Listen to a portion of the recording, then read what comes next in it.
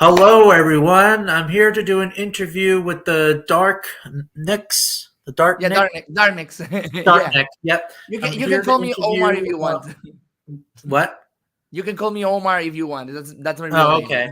I'm here to interview a friend of mine on Facebook, and who's also a YouTuber, and who also studies theropods and etc. Um, yeah, this is my second interview. Tell us your passion with dinosaurs. How did you start into dinosaurs? Well, all star because my mom and she made my first birthday party with Barney the dinosaur. Barney was the first dinosaur I met, and she started buying me books. I have some of them over here, and that's my passion with dinosaurs. All start with that, and here in my city, because I live in Mexico, in the almost in the Pacific, there's no dinosaurs. We have whales. So I have been studying whales, and not formally because I'm not paleontologist or biologist. I study marketing, but when I finished my career, I went to start studying paleontology and using marketing to understand how the people see and interact with the animals. I started making the project I'm making right now, who's with these figures. We have the Nice. Giraffe Titan, and also we have the one a lot of people have been requesting me as figure to sell, the Carnotaurus, who is right here. Yeah, I've been seeing that figure a lot. And well, so many people told me like, if you're not paleontologist, you cannot help or research these animals. And thankfully, the paleo community, more than English one, have helped me with that. Scott Harmon, Darren Age, Tracy Ford, Kenneth Carpenter, and many, many more have told me like, no, if you help sharing information or contacting us to check the material, you are part of the community too. And in 2021, I helped advising the size measures of Tratolophus, the Mexican, like Mexican Parasaurolophus, Alambosaurin, and I estimated in 8 meters. And the actual paleontologist who described it, Angel Alejandro Ramirez Velasco, tell me like, yeah, you're right, and I appear in that paper mentioned at the bottom. So I feel like I never expect to appear in a paper because I am not paleontologist. And he told me like, you don't have to be a paleontologist to correct numbers because it's mathematics. Everyone who knows mathematics can do it. And I love to check measures. I love to analyze data and to see if that data is correct. And I'll start with whales and with Barney. That's how I start in this case. Interesting that you were in the Barney, the dinosaur, and you were also into whales. Yeah. That's cool. And you stopped focusing on whales?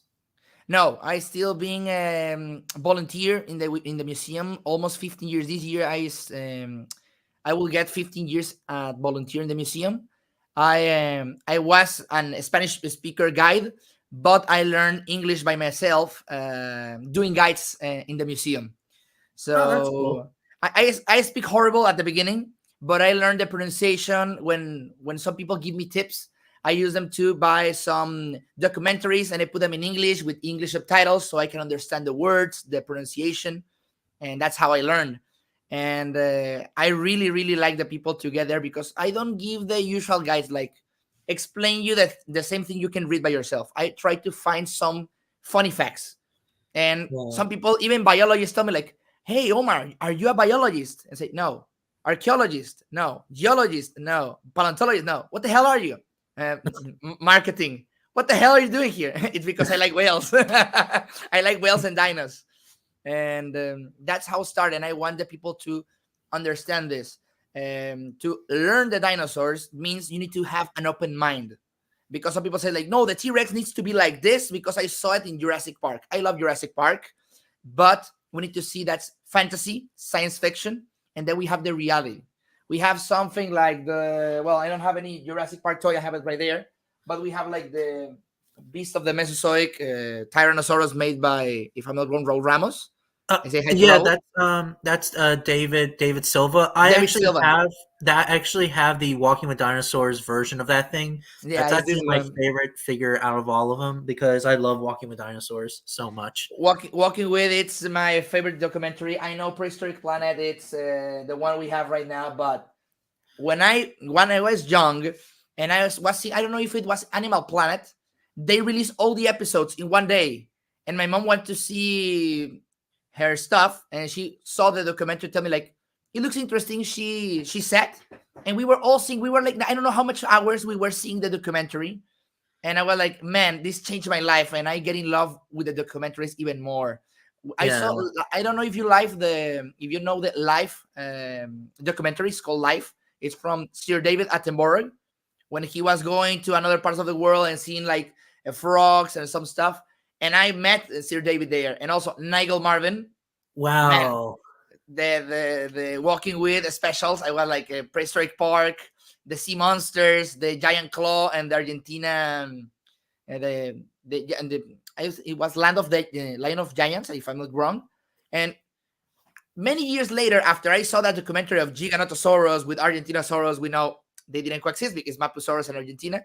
Yeah, they didn't know at the time. Exactly. A lot of people told me it's impossible you can go to Argentina. You will never gonna see dinosaurs. And 2023 was the year I got invited by Rodolfo Coria, and I go to Winkle Formation.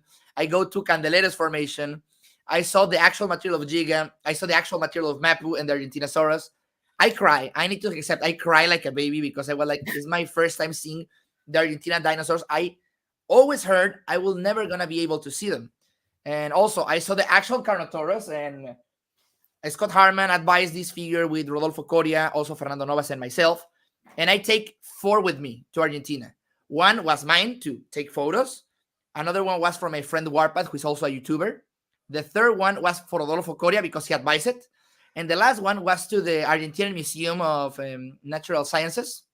And when I arrived there, I showed them the Carno, and they were like, my God, it looks so good. Are you going to sell it? And they say, yes, I'm going to sell it. And they tell me, how much do you want us to pay? And I say, no, this is for you for free. And they were like, really? I say, yeah, it's a donation. And they put it with the actual skull of Carnotaurus, with the real one. That and is so dope. Yeah, that is so dope. And I was so excited about that because I want the people to know we can have this connection with the paleontologist and the science without being paleontologists. Of course, we need to have the respect the paleontologists deserve and also hear all the things they say, but we can help in that because we're in the same boat. We all want to learn about dinosaurs. Exactly. And other prehistoric animals in general, too. Exactly. And we don't need to be fighting because, oh, you think the Nanotyrannos, well, we'll use this example, the Nanotyrannos is valid or not. And it is like 2 different groups. The ones who believe is valid and the one who believes is a T-Rex. And we need to stop focusing on who's right and who's wrong. We need to check the information. And if the information show us it was a juvenile, it's a juvenile, and that's it. But we didn't need to fight. Because I've seen a lot of people focusing on the memes. I know it's funny to see the memes about like Dakotaraptor want to be invalid, but they want to make valid Nanotyrannos and have less material. And that's funny to see if you get the reference. But it's sad when I see some people attacking the actual paleontologists. Like, oh, he don't know, and it's an X or Y stuff. And it's like, man, focus in the main paper, who is actually not a paper. It's a preprint paper. It's not the actual one. And the people don't read, and they take as, oh, Nanotyrannos is valid. It's like, no, it's a hypothesis. We need to check if that's real. And checking that, we are going to be able. That's why, like, I stay the hell away from the Nanotyrannos versus T-Rex debate. I mean, don't get me wrong. I was into that debate, and for a long time, for myself, I thought it was a species of its own. Then, like in 2019, I finally accepted that it was a juvenile Tyrannosaurus. But now I'm like going back and forth with this debate. I will tell you a funny story about Nanotyrannos. I always love Nanotyrannos lancensis. I always love him. And I love it even more when I saw Jurassic Fight Club. Yeah, it's a wrong reference because it's all fighting stuff. Same thing. But I was like, how it's going to be possible only one giant theropod is going to live there and there's not going to be another theropod? Of course, then the Dakotaraptor appear or a Caraptor, etc. But in that moment, when I was so young, I thought and I believe that it was real. Later, I was checking specimens like Jane, PT, etc. And they were like juveniles, and they show you the ontogenia. Like the same that happens to Tarbosaurus. We have Raptor Rex, who actually is a nomen dubium. Then Shanshanosaurus, who is referred as a juvenile Tarbosaurus. But then in this paper, they move Shanshano to be another thing else. And I'm like, I don't want the people start making the another debates because this happened time ago when Tarbosaurus was described. They put a lot of different names Genghis Khan, what they call it, Gorgosaurus lancensis or Gorgosaurus batar, Tyrannosaurus batar, and then they change it again. And like, yeah, that's how the paleontology changed, and we need to have an open mind. Because if you think, oh, I want this like Amphicelius, the Fragilium of the 60 meters, a lot of people want that thing to be real, and I will love it too. But that material is gone. It's like Brachiosaurus. A lot of people tell me, no, Argentinosaurus is not bigger because Brachiosaurus, and I'm like, the draws and the photos do not show us it's a real bone. Maybe it's a tree.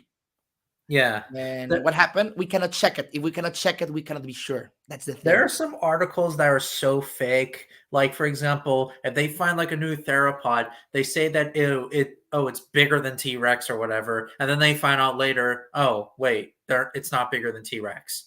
Yeah, so it's like, make up your mind. It's like the same thing with that sauropod that starts with a B that you said. Brachiosaurus. Brachiosaurus. Now Brachiosaurus is actually smaller than people think. Oh, no, and maybe it's not even real because the actual Brachiosaurus holotype, it's an ilium, and that ilium looks like an abelisaurid one. The one who is the Brachiosaurus, the sauropod, it's the fibula. But we cannot check it because it's gone. It becomes dust. And that's the thing. And some people tell me, like, no, Omar, you're wrong. I would love to be wrong. And we have a big giant sauropod. Man, I can make figures of that and get money with that.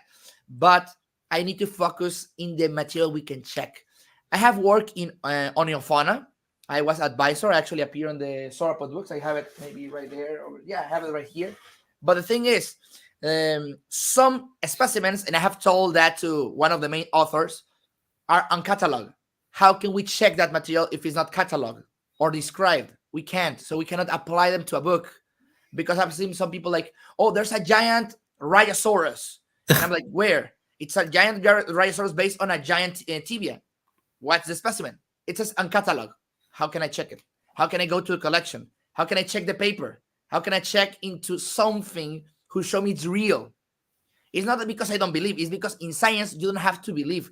You need to trust in the science. In like in Star Wars, you need to trust the way we are working on.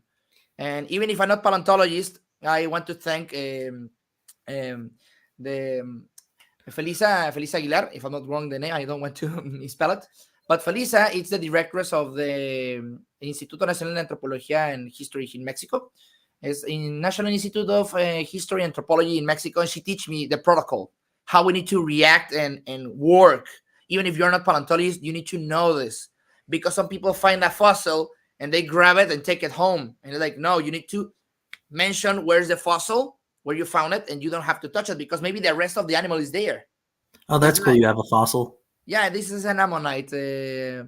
One familiar found it and give it to me, and I was like, okay. He never told me where he found it. Fossil. I also collect fossils as well. I have a bunch of figures. I know you saw them on Facebook, but I don't know if you saw my fossil replicas. I have like dinosaur claws and teeth, and I have like prehistoric mammal skulls. Well, prehistoric predator skulls. Yeah, I didn't have any replicas because here in my city is like loving dinosaurs. Here in my city, when I was young, it was crap. The people throw you shit if you like dinosaurs. In my case, it was the time. Dinosaur King was the series I saw, and I was so happy to sell that series. But the people didn't like the dinosaurs here. Not even my father. My father didn't like dinosaurs. He told me like that career is not gonna help you at all. And I was the one who's helping me with all, because I focus on my dream. And I have a replica my friend Martin gave me. He's from Argentina. It's a Spinosaurus tooth. Oh, that's so cool. And also an Orodromius egg. I have them here. Oh, where are they? There you go. This is the egg, and this one is the tooth. I need to get a dinosaur egg. It's just I don't focus on eggs. Yeah, a lot of people don't. And there's I think it's called Macroglottinus. I don't remember the name, but it was the biggest egg, and they think it's from Canagnatid, maybe a Gigantoraptor or a similar. And the egg was pretty big, was bigger than a basketball ball in this case. And well, I want to focus to recreate these animals as accurate as possible. And I know it's difficult because In some animals, it's difficult to reconstruct because we don't have remains. That's why I always use the term estimation. Estimation means it's not 100% accurate. It can change. That's why the science call it theory. The theory is the maximum top an idea can have, because Yeah. it's pretty. It's everyone take it like a rule, but we leave a door open so more ideas in the future can feel it to have a better perspective of that idea. And I like that. And Yeah. in your Titan was easy, easy to reconstruct because, well, we know almost all your Titan material. We have the skeleton who is on Berlin. Also, they still call it Brachiosaurus on Germany in that museum, but we didn't make the blender bubble and then make it bigger. We change it, and we start making bone by bone, muscle by muscle, and that's how we reconstruct this animal. The same thing happened to Carnotaurus, and that's the thing I love to even learn more, because some people think like, oh, you can make the feet like the Jurassic Park, and no, we need to check all the materials, even how the footprints of close relatives of this animal look, to reconstruct the feet pretty accurate. And this is a pretty massive figure. It's 1/33 scale. It's almost the same scale as the beast of the Mesozoic Tyrannosaurus from Walking With. But I have been contacting a lot of people. That's how I know Scott Hartman. That's how I know Tracy Ford. It's not paleontologist, but Andrea Tuchin, the paleo artist, is a great friend of mine. And we were talking about Psittacosaurus, Jinglong, etc. Because I really love to learn and to teach this. And a lot of people know me because I make scales measures. I love to estimate some animals. But unfortunately, there's some part of the community who do not like the measurements, because they want it to be bigger than etc. Like Giga needs to be smaller than Rex all the time. And we're like, yes, we know Giga was smaller, but it wasn't that small compared with T-Rex. And some people, when they see a side view of Spinosaurus, they think because it looks taller, that means it's bigger. And it's not. If you put it in the front, the Tyrannosaurus is pretty wide and Spino is pretty thin. And that's how we know it's bigger, because the weight, the mass shows T-Rex was the biggest of all the theropods. Something I did on my video. And I know it changed, but that's how the paleontology is. Yeah, I mean, I tried to educate people, but a lot of these people don't listen. But it is what it is. Sorry about that. It's my dog. Don't be worried. I have 5 cats here. I thank God they're not jumping around to the table to see what's coming in the camera. Yeah. Yeah. Yeah, that's the problem, is that if you try to say a statement, then people are gonna rage fit. Yeah, the thing I Like they'll say have, like the thing I have. Sorry to interrupt. The thing I have done to change that, it's like, thankfully, some part of the committee, like when you say something of the size, they tell you, what's your reference? Give me the reference or give me the paper. Sometimes, and unfortunately, that's how it is. Not all the information it's on a paper, and a lot of people do not know it. They think the paper, that means it's all the information, and it's not. We also have the supplementary material. The supplementary can be 2 or 3 times longer than the actual paper, and you can check all the database there.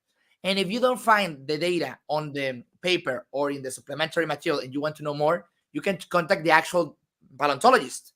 And if the paleontologists do not answer you, you can check the actual museum. You can contact the museum and they can give information there. That's the thing I have been doing. And I use that references.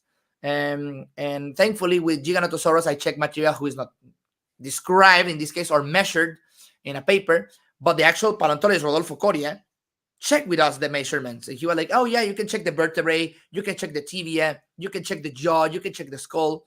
And we use that information to share it with people like Scott Hartman, Dan Folks, Random Dinos, etc. Because I know that people will see those reconstructions and they will think like, oh, this Spinosaurus is like 50 meters. And when I say it, they will think it's true because they saw it in the material. But a lot of people do not know I advise some of those skeletals because I really like the people to do a better job. And that's the thing I have been doing in some projects. Like maybe you heard of this project before. It's called Mesozoic Life. It's from a blue Spinosaurus. I never heard of that species. It's called what? The Spinosaurus. It's this blue Spinosaurus. This project called Mesozoic Life.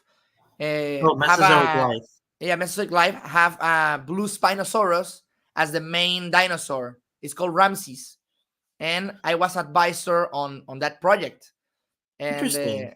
yeah, and that Spinosaurus, Spinosaurus change all the time, change all the freaking time. We cannot be sure because every year Nisar Ibrahim was telling like this year is gonna bring changes to Spinosaurus, and then Paul Serino came and says this year is gonna change again, and we are like, oh my god, it's gonna have wings or throws fire from the mouth. We don't know, Or and what's next? Testicles on its like back or face or whatever. exactly. I'm just making shit up because I don't know. I always like to make like sex jokes or whatever because it's just that I don't know because Yeah, it's funny. yeah, and in this case, we didn't have any good view of these dinosaurs since 1915. We saw the bones drawn by Stromer, and they blow up in 1944, and all the data was gone. And we used Suchomimus and Baryonyx because we're the most trustable ones. Then Irritator because the skull, and that's it. And some people want the bipedal giant. It's my favorite dinosaur, so that hurts me a lot because it changed so badly in 2014. It becomes quadrupedal like a gorilla, and I was like, no, it cannot be this way. And then in 2019, I need to wait 5 years. The tails become longer, like a salamander, and then in 2022, it becomes bipedal. And now in Yeah, 2023, we have the tail becomes even longer, and now it's more able to be in two legs because so many people were fighting not if it changed, but they were fighting to see if it was bipedal or quadrupedal, and it was a big mess. And telling you this because when I was in Mesozoic Life, Blaken, who is the creator of the project, told me like, Omar, what can it be? Bipedal, quadrupedal. I have advisors who tell me it's bipedal. I have people who tell me it's quadrupedal. Who can I check? And I'm like, man, you need to check the fossils. And if the fossils show you it can swim or walk, you need to use it. But you need to stay open mind. It will change in the future. And choosing Spinosaurus was maybe the worst idea, but show me how fast the paleontology check all the time. It's changing all the time, and we cannot stop that. We cannot. I mean, like I always thought Spinosaurus was always a semi-aquatic animal, Yeah. or maybe it was like a hippo. Like in other words, that hippos. Don't get me wrong, they would be semi-aquatic, but then like once in a while they can like go into the like on land and like eat food or whatever. Even though that yeah, hippos are herbivores, but Spinosaurus maybe would maybe do the same thing. I mean, I it's just my own theory. We have evidence of the Onchopristis, the sword, well, the sawfish in this case, and there's evidence of cuttings in the mouth of Spinosaurus. It hunts fishes, but some people tell like, yeah, but it cannot go swim so deep. So maybe the animal was in not so deep waters and it in the shore, and then go to the set and to the land, and if it find a dead pterosaur, because there's evidence of Spinosaurus eating pterosaurs, maybe this animal eat it and then go to the water because we need to see the environment because a lot of people stop focusing in the environment and they only think in the dinosaurs. The dinosaurs are good, but how can we reconstruct the environment or the life of this animal without looking the place it lived? And Bajarilla, in this case, the first place they found Spino was a swamp. So we need to check which animals live there. Thankfully, Bajarilla and Kem are they have a lot of quantity of animals. We have a lot of evidence, and we can reconstruct how a Spinosaurus would live. But there's other animals who we cannot be sure, and some people create ideas like, "Oh, it lives in a swamp because X and Y," and some people put it like a savanna. And if you check the actual place, the fossil record, you will find it was in a savanna, like Giganotosaurus, Candeleros Formation. A lot of people put it like a big desert. It have deserts, but also was a swamp. It was a mix. And some people put the Dinokairos in a swamp, or some people put it in a desert, and some people put it in a field, like with I grass. We didn't know know that, that. yeah, and that because I checked the documentaries, and there's a lot of people who put the animals in the place they think it will live, but there's a lot of people who check the actual papers who show you how the formation was, and that tells you a lot because even the coloration, we can be like playing with the coloration, like if I see Tarbosaurus live on a swamp, it won't be pink, it will be maybe green to camouflage, or maybe like in prehistoric planet, because in prehistoric planet they were like reddish with pinkish and some creamy coloration because they lived on the desert. In this case, because the heat of the sun, the coloration will be like a camouflage. And Yeah. sometimes they don't follow that ecosystem, because we have like the mandarin duck. You see that duck and you think that's a rainbow, and you say like, oh my god, a predator will eat it. Yeah, because the male only wants to be displayed to attract the females, and if he reproduce, that's like, okay, I mission accomplished and it's time to go. I need to go, and that's it. Some animals might be looking like that. Thankfully, we have animals like Archaeopteryx, Anchiornis, Borealopelta, etc., who actually we know the coloration, because the fossils were so exquisitely preserved. We can do it. And Carnotaurus, they told Yeah. me they haven't do a study about the coloration, maybe because the skin it's not so easy to check the melanosomes. But it's amazing we can actually know, because some people tell me, and that's the funny thing I heard on Facebook. Oh, we will never be sure 100% how the dinosaurs were because we haven't found a dinosaur so complete. And then you show them the Psittacosaurus mummy with the coloration, with the quills, with the cloaca, with the preserved skin, and they're like, no, that need to be a fake. And they're like, no, you have the paper here. And they check the paper, like, oh my god, I never expect this.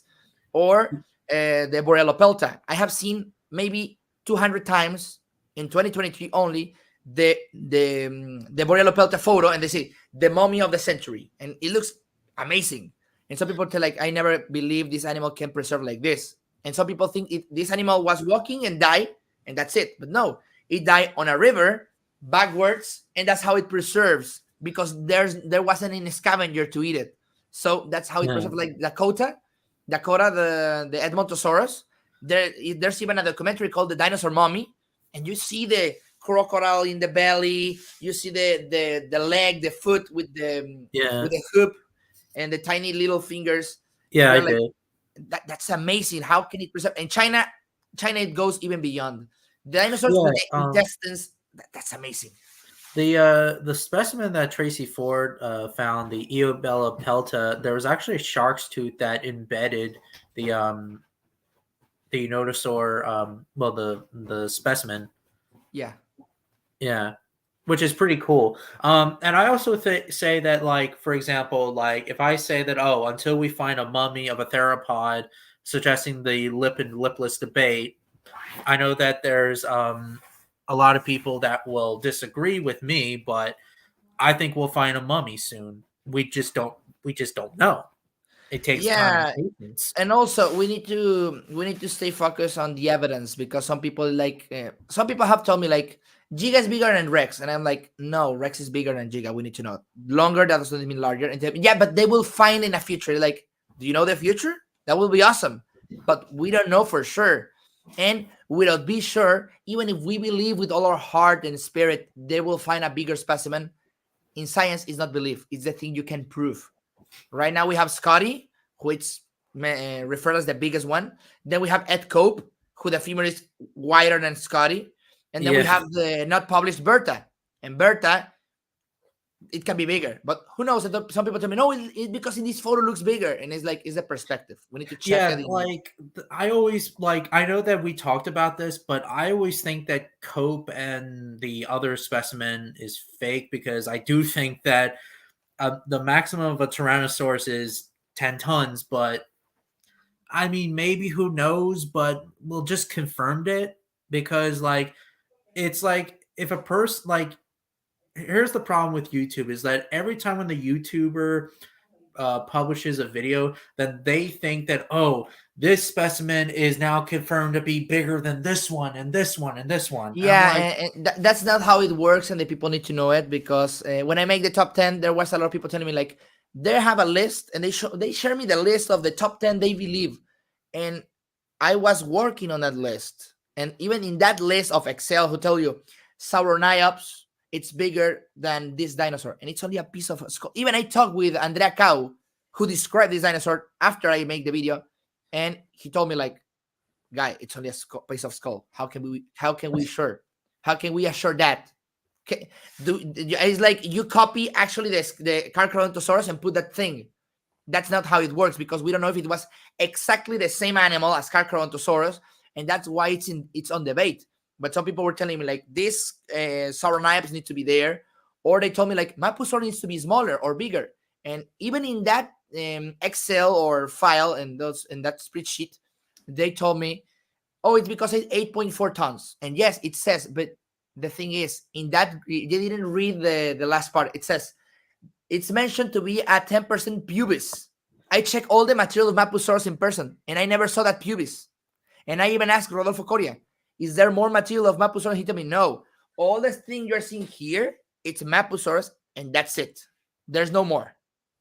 So what happened if there's no that pelvis? The biggest one will be 7.6 to 7.9 tons based on the giant fibula, the one I actually saw. And I was shocked because the fibula looks like a femur. And what happened? That's the only one I saw, and the giant one. And I checked all the referred specimens, the holotype. I checked all of that. I stayed 2 days checking the material with my friend Martin, and we never saw that material. So the people who is believing a spreadsheet made by someone who maybe didn't even check the material or contact the paleontologist, and is basing on a paper who might be wrong, and he did not check. That's why the people need to be careful with that. The same happened to Saurophaganax. Is one of my biggest friends, Bividen. He make a video of Saurophaganax, and I contact the author, who is a friend of mine, because I'm working on that paper too.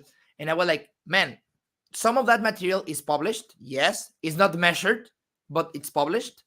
And some material who was mentioned on that video is not published. We cannot talk about unpublished material. It's not how the paleontology works. I cannot tell you, hey, I have a new T-Rex here. Let me show you the new material. And like, wait, do not show them. It can be in a study. You don't know. And I told the actual author, and he told me, yeah, maybe I made a mistake, because it was the mistake of the author, because he shared data in public, and that's not the way. I told him the way it needs to be, and he now is like, okay, if we have more material of Saurophaganax, I cannot tell them, because I don't want to screw my own work. And like, man, I'm working with you. I want to pay to make 3D models and the skeletal, so the people can use it as a reference for everyone in the paper who is gonna come in maybe some years. But I don't want to pay for something later he's gonna be spoiling around all the internet. And I'm like, man, I want the people to understand it in the right moment, because it's not like spoiling. They say it happened to undescribed specimens. I read yesterday a paper about a giant Ankysaurid, and they call it 15 tons. Ankysaurids were, in this case, bipedal sauropodomorphs, like Plateosaurus. And Plateosaurus was like 3 tons. Imagine an animal who is like 6 times almost that weight. And it's based on giant material. But it's not published, that material, in a paper. And the people is taking, like, if there's a bigger specimen, we need to check that. Maybe if we can contact the authors, I did yesterday, we can be talking like, can we make a reconstruction? Can we make a paper? Can I help you making something like this to promote even more in the museum? But not like spoiling that. It helps to understand more of the animals, because there's some dinosaurs I never expect to know because some YouTubers, and I'm so happy with them. But spoiling some work is going to be on a paper, it's the thing who scares me a lot, because it can make some paleontologists like, I cannot work in this anymore because the surprise is gone, and maybe I will do it later, and that material stay there forever, and I don't want that. What sauropod is that? The sauropodomorph. No, the sauropod figure that you have. Giraffatitan. Giraffatitan. Yeah. Cool. It's one of the biggest sauropods. Probably, is it the largest of the brachiosaurids? Well, it's the biggest sauropod on Africa. If we didn't count the Brachiosaurus, because it's only footprints, and footprints can change. But there's a specimen called Lusotitan atalayensis on Lourinhã, who is in Portugal. It's smaller, but they found in 2023 a bigger specimen. They say it's the same size as the giant Giraffatitan. And then we have the giant Brachiosaurus from, I think it's Morrison, and it's based on an uncatalogued or unmentioned giant femur. But Giraffatitan would be bigger in weight, but it's not the longer. The longest one was maybe Brachiosaurus. Interesting. I didn't know that. Yeah, because we need to check specimens, because the one you see all the time on Berlin or in Munich, I don't remember the one in Saint Division, is not a fully grown adult, it's a subadult. The biggest giraffe titan is based on a giant fibula, but it's giant. It's as big as the Scotty femur, and it's only the tiny bone we have here. That's the thing, and it's only one. It's like 1.34 meters. Only this little bone, so the femur will be more than 2.5 meters almost. It's pretty big. Oh, that's and this, cool. And Yeah. that's the thing I want to check, because some people say like, oh, it's only a femur, and then, yeah, but that femur can belong to an animal. We can apply that measure to a more complete specimen, and that's how we know we can see a bigger specimen and mention it like, there's only one bone, and it's this bone. This is the specimen, and this is the estimation using this one, who is more complete, as reference. But I don't know why the people like upset, like, oh, you didn't mention the specimen, and you see it there in the actual post. Like, you mentioned which specimen, and there's a lot of people who do not read. That's the problem about some people. They don't read, and it's easy to read it. Well, I got news for you. I try to read, but I'm not the best of reading. Like, I try, but And I need to tell you something too. what? The papers, some people tell me like it's too difficult to read them or to understand them, and that's true. And one paleontologist, who is Angel Alejandro, told me like, Omar, no one who is not paleontologist understand the words at the beginning. That's why we study this topic. It's not magic. It's like, oh, I know what autapomorphy means, or I know what ontogeny means, or I know what ulna means, because some people do not know what ulna is. They think this is only one thing called arm, and that's it. And they don't know this is humerus, ulna, radius, and the metacarpals. And they don't know. And that's fine, because you need to study this. But some people who can't study paleontology, or do not want to study it, they want to take it like a hobby, they learn those words and the meaning, and I'm happy with that. I have my server on Discord, and some people tell me like, Omar, I have a silly question, and I was like, there's no silly questions. And he told me like, what does ulna means? And I'm saying, oh, ulna is this bone over here. Oh, I never know. Yeah, in Spanish we call it cubito, or cubit in this case, and this is the radius or radio in Spanish. And they're like, I never expect that. I say, yeah, don't be worried. It's fine. No one knows. Even I didn't know it. I am not God who tells the thing, and that's how it is. No, it's like, I need to understand. I bought books and see the anatomy of the humans, because I need to check first the anatomy of our kind. And then I say, oh, these animals have more vertebrae than us, or they're bigger, and etc. And that's how we learn. It's not easy, but also it's not so difficult if you really want to know. And there's a phrase we always say, like, the one who wants finds. You can find it if you want it. You can look after that, and you will find it. Thankfully, we have internet, but also on internet, there's a lot of people who tell me, I found it on Wikipedia. I love Wikipedia, but I won't use it as reference. I use the reference they use as reference, the ones who are in the bottom, because they're the papers. So if I check in Wikipedia at the bottom, the papers, I will check the papers. I won't take Wikipedia, because if I want, I can put on Wikipedia right now, like, Tyrannosaurus is a herbivore who fight against Indominus Rex, and the people will say, oh my God, the Wikipedia is right. And I was like, no, it's not Wikipedia. The people can check and change it. You need to check the actual material. You can't always rely on Wikipedia. Yeah. And do you also study like other prehistoric animals, like, for example, saber-toothed cats, prehistoric elephants? Well, I have a project called Sanctum, who it's like a science fiction novel, and also I separate it in two, like science fiction stuff. But to create science fiction, you need to have reality stuff, and I use the reality to create the science fiction.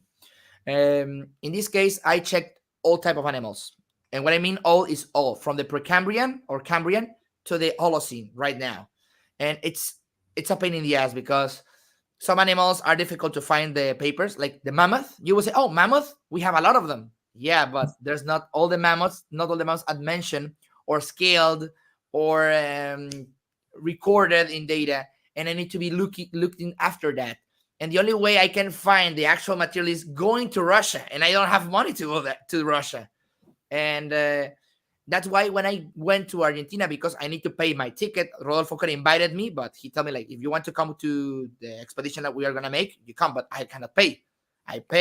I save money for 6 months, and I go to Argentina, and I check all the dinosaurs I never expect to see. Carnotaurus, Amargasaurus, Scorpiovenator, Mapusaurus, Argentinosaurus, Megaraptor. I check maybe 50 different genuses of dinosaurs, and I see some who are not described. Of course, I cannot talk about them. But the thing is, I'm so happy I can use this knowledge to reconstruct, because I am paying to some people to make skeletals. And based on the data I saw, to reconstruct them more accurate. And the people is like, oh my God, I never saw Meraxis. We made a Meraxis who a lot of people is requesting me that skeletal. I will release it on public after I do the 3D model, because I know if I release it to the public, someone is going to make a model and is going to steal the idea I have. So I need to save that idea to make a better reconstruction. And also my project wants to help the museums. I have been suffering a lot in the Well Museum because some people wanted to close that museum.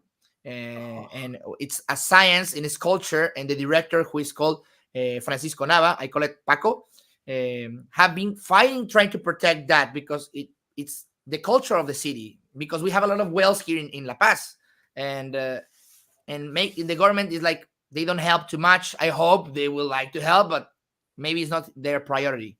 And I saw that in another museums, like, hey, we would like to have better reconstructions, because some people are like, this museum is garbage because they have a dinosaur with the hands like this, part pronated. And we're like, have you asked them if they have the money to change them, or or are you only talking about that? That's why Of course, they didn't know at the time. Exactly. Or it's they have the money to pay it in that time, and right now it's not the time for them. Oh, Rex has a question. Has he been to any specific formations in Argentina? Yeah, I go to one. It's Mulichinco, the place they found La Hasbenator. I was in the same place they found. I have a photo of myself with the place they found La Hasbenator, this small Carcharodontosaurid. Also, I was in Cerro del Pueblo in Mexico, but that's in Mexico. In Argentina, we go across the Winkle Formation, Candeleros Formation. Also, we found some little bones over there in the ground, because Candeleros in El Chocón, it's full of bones. They found Giganotosaurus. Giganotosaurus is the main guy there. The city is alive because Giganotosaurus. That's why they fought back, trying to make a museum. And unfortunately, Ruben Dario Carlini passed away on 2023. I talked with his daughter, and I told some great things about him, because he's our hero, because he preserved the Giga, he found the Giga, and she told me, like, thank you, we'll tell my dad. So I would like to believe she tell about my friend Martin and I to Ruben, because we are great fans of his work, and I really want to reconstruct Giganotosaurus as precise as he would like to do it, because the people needs to care more about these dinosaurs than we saw in movies. Because we like movies, we like Jurassic Park, but I want the people to see the real dinosaurs. Like, imagine Prehistoric Planet all years, and I want to do that with dinosaurs, and it costs money. Of course, I'm trying to make my figures to sell them and win money, and with that money, I want to make 3D models, figures, reconstructions, skeletals for the public, and also 3D animation, so that people can see the formations and the animals. I want the people to know this all the time. It's also interesting that you work with the company Eofauna. Yeah. It's pretty cool. What are your thoughts on other companies other than, like, besides Beasts of the Mesozoic and your company? What about like PNSO, Safari Limited, Schleich, or I have to say, in this case, I'm not against any of those companies, because they make their figures or their work in their way, and we need to respect that. I wasn't agree with PNSO because the lipless thing. Maybe you are right, because you like the lipless dinosaurs, and I want it that way. But that's our that's the thing we want, but not maybe the thing it is. So we need to be open to respect the one who believes it's lipless and the one who have lips. We need to respect that things. I mean, now they're doing some lips on theropods, like the Tyrannosaurus and the Saurophaganax. Yeah. They just did them with lips. But I mean, for me, I just don't care, really. I just don't. It's some people tell me, like, Omar, this company make a figure with lips, and I say, like, what's the trouble? If like, they don't make it with pronated hands, and they for me, like, I used to be a quote unquote anti-lip guy, but I just don't care. I mean, as a matter of fact, I just showed you my profile picture. As you can see, they're both hugging each other out. Yeah, exactly. Yeah, so it's like, why can't we be friends and I will stop tell you arguing? a little example I use. My favorite dinos I told before it's Spinosaurus, and I make in my top 10 video a Spinosaurus with lips. The people were throwing me shit like, Omar, the Spino looks good, but the lips, why the lips? And I say, you know what? I don't care if this animal have lips or not. I will pay to do another version of the Spino without lips, and for me it's fine because I like Spinosaurus the way it can be, and the same thing with Tyrannosaurus, etc. Yeah. What I don't like is when artists do too much speculated on, like, for example, like in Prehistoric Planet with the Dreadnoughtus with the air sacs. I I mean, most people don't do accept it. Some people don't. I'm one of those people that think that that's a bit over the top, Yeah, in my opinion. there was a little trouble in the community when the season, I think it was season 1 or season 2, I remember the Triceratops appeared, the Yoshi, the longhorn one. Yeah, yeah, A lot yeah. of people were saying it's Yoshi, it's Yoshi, it's Yoshi, that big one is Yoshi, and I was like, no, it cannot be Yoshi. So what do I what the thing I did, because I'm not the typical guy who will say on Twitter like this thing is wrong or this thing is fine. I contact the main thing, and I contact the main paleontologist, Darknix. It's a big friend. He likes my work. I like his work, and I ask Darren, can you tell me, is that big one Yoshi? And he told me, no, it's not. The one who is a tiny one is Yoshi, the one who crashed with another one. But Really? yeah, exactly, because Yoshi is a subadult. And imagine if Yoshi have a long horns being a subadult. Imagine a giant adult Yoshi. It would be have bigger horns. And I always thought the big boy was always Big John because Big John is big. He's big for a it's trike. like a representation of an hypothetical Yoshi adult, because that specimen is called Triceratops sp. It's not a Horridus or a Persus. It can be one of those two, but we don't know because it's in the actual middle of the Hell Creek Formation stratus. So we need to check those specimens. And Yeah. I did on my Twitter, I did a post about that, and Darren Age and Demer Fowler were sharing that because they were like, this guy actually checked and in contact. He wasn't arguing. And I Yeah. saw a meme, because I'm from Mexico, I'm from Latin America. I saw a meme made by a guy saying Prehistoric Planet was wrong because they made Yoshi wrong. And I mentioned that on my Twitter, like there's some people on Latin American community. I'm from Mexico, I'm the same community, but I need to tell which part, because it was in Spanish. The people will say, or is it Spain or is Latin America? And I mentioned it was from Latin America. A lot of people from my own country called me racist because I talk in English, and I was like, why? I'm actually contacting the authors of the documentary and the main paleontologist who advised it, and they told me, That's yeah, that's so funny because like I don't have Twitter anymore, but people think that if you say something, they think that you're a racist. I'm like, what does that have to do with anything? and let me tell you something too. And some people tell me, Omar, you need to be careful. Twitter is a mess, and that I've never had any trouble on Twitter. Never. I can say measurements. I can say something idea I have. I have never received hate on Twitter. The place I've received more hate, it's on Facebook, because Really?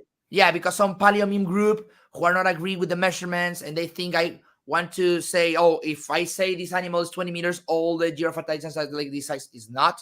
We need to say its estimations, and it's depending the specimen. It depends the specimen. Not all the specimens are the same size. Even if we have two of the same size, that doesn't mean all of them, the rest we can find, are the same, because it's not. Yeah. And unfortunately, that hate have been with me since 2021. I have been holding that and keep Oh going damn. straight to making this project, because they have attacked my project. They have thrown crap to my museum saying like, oh no, is this place of this guy who believe in official measures. And the term official measures, it's like they use it to say like, oh, it's official. It's sorry, it's a bug here. It's official because he thinks it's like that way. No, it's because the official thing is in the actual paper, whose official study, but it's an estimation. It's not a measure that cannot change. It changed. Actually, Sue, since 2003, who was described by Broku, have changed the measurements since 2020, since 23 to 2023. So you see Sue, and she's almost complete. It's the most complete Tyrannosaurus, and it changed on weight and size because the paleontology change all the time, and with more specimens, we're gonna have a better view of how they were, and that's the thing. I really want the people, if they are interested, they are really very interested in this, to contact the people. It's not difficult. They don't. Sorry, the bug again. It's not difficult. Is they don't, well, they don't tell you like, I don't want to talk to you, because I have been scared to talk with Darren the first time, because I was like, my God, is Darren Naish? Is the paleontologist of Prehistoric Planet? Is the guy who created Tetsu Khan? It's a very famous guy, and he was a super kind guy. The same happens with Tracy Ford. They tell me, Omar, Tracy Ford is so busy. He may be mad and stuff. Tracy's a love of person. Yeah, I'm actually surprised that, Tracy Ford, Dr. Darian Naish, and so many others. Like last year, well, not well, when they did the first season of Prehistoric Planet, I didn't really like Darian Naish. But then, like, as when the months and the year went by, now I love the dude, and now I support him as he does. I It's a mean, for lovely God's sakes, guy. I Darren is a actually lovely have guy. his book, his marine reptile book, and he actually likes my YouTube video review I did on that book. And so I support him. Not to mention, he also collects figures like we do. Exactly. When I show him the Carnotaurus, he was like, I want it. And I'm like, okay, when I print them, because I'm paying with my own money, I'm saving, I want to send him one Carnotaurus. I did the same with Scott Harman. Scott Harman, you can check his Twitter, and he have a figure of Carnotaurus. I promise the paleontologists who help me and support me, they will receive this. Not only like, oh, thank you. No, I want to give them something like this, because I wanted to say, hey, I advise this thing you are buying. I'm so proud of that. And I'm so proud that people can be like asking me like, what are you based on? And I can show you some reference. Unfortunately, because this hate I have received on Facebook, when I check actual Carnotaurus, I took photos of the material with permission. I have the permission to enter to the collection. So many people, even some paleontologists from Facebook, were like, I wouldn't like they go there to check the museum. They actually make a post on Twitter attacking me, saying I broke the actual Carnotaurus fossil. They attacked the paleontologists of Argentina. They attacked the actual museum. And a lot of paleontologists were like, why are you saying that about Omar? Omar have never done something illegal. He have the permission of the museum. And they tell, no, it's because he touched the fossil with the hands. And the funniest thing is, a lot of paleontologists who know me were showing photos of them taking bones like this, holding them. And like, if it's a crime, take me to jail, because Omar is not doing something illegal. And the people were saying, oh, no, they are attacking us on Twitter. And we're like, no, they're answering pretty well. Like, guys, it's not illegal. That means you haven't touched a fossil in your life. That means you haven't go to an actual collection. That means you haven't even checked the protocol. Because when I go to Argentina, my first time to the place they have Carnotaurus, I ask the protocol, because Felisa told me to ask always that way. And they tell me, we have 3 rules to go to the collection. Number 1, if you want to check fossils, it's if you want to make a paper. I couldn't make a paper about Carnotaurus. There's a lot of them. Second, you need to make a thesis. And I was like, no, it's impossible. And the third one is if you want to make scientific spreading all the knowledge you check here. And I ask, can I, that means I need to be a paleontologist? And like, no, you can be from the news, a YouTuber, or someone who wants to teach the people something, but you need to tell us which one of these 3. And like, I want to go to the collection to have the knowledge and spread it to the public. I'm working on a Carnotaurus video, and also I will use it to promote the figure, because it's gonna be amazing. The detail, the head is only 3 centimeters, and you can see the eye. The eye looks so good. Later I can show you a photo of that, because the eye looks so good, and you see it, it's tiny. So are you going to make, when you make your own figures, are you going to have like your own company, or are you just strictly working with Eofauna? No, with Eofauna, I'm working, advising some of the measurements. It's like they give me a list of the animals they want to include on their books, like the records book, and I'm advising, checking that. Of course, I don't do it alone. I work with Asiel Arramendi or Ruben Molina or etc. And they tell me the material. They also know I paid to make skeletons, and they tell me like, Omar, can we use that skeleton for our book? And I'm like, yeah, why not? And they pay me. They pay me with money or with figures. I have right there the Diplodocus of Iofauna. It's in the pre-top over Yeah. there with Yeah, I see it. Optimus Prime head. And in this case, I really like Iofauna work because they actually reconstruct the material bone by bone, muscle by muscle, and that's the thing I actually do, and that's why I really like this company. Yeah, at first I thought you had the reborn Diplodocus. No, it's not. I unfortunately don't. Unfortunately, don't. Yeah, and a lot of people on Facebook, a couple of friends of mine on Facebook say that, oh, reborn sucks. They always do the mammal anatomy more, because my friends say that the reborn figures are more based on mammal muscle material than bird anatomy. I don't know. And that's the thing I do, because I don't know everything, and maybe some of my advisors might be busy and he don't see something, it might be wrong.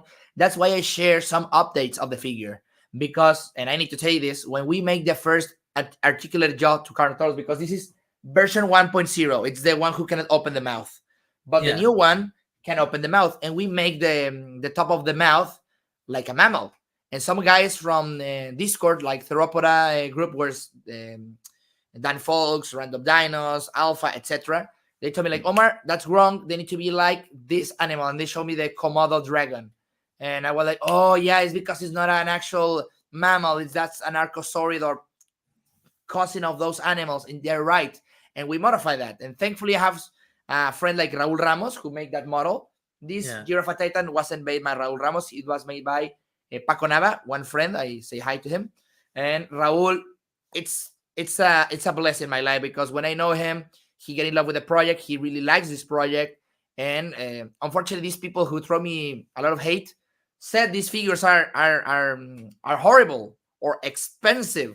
And the thing is, I never told any price of the figure, and I'm trying to sell it as cheap as I can, because of course I need to gain money to keep making them to release even more.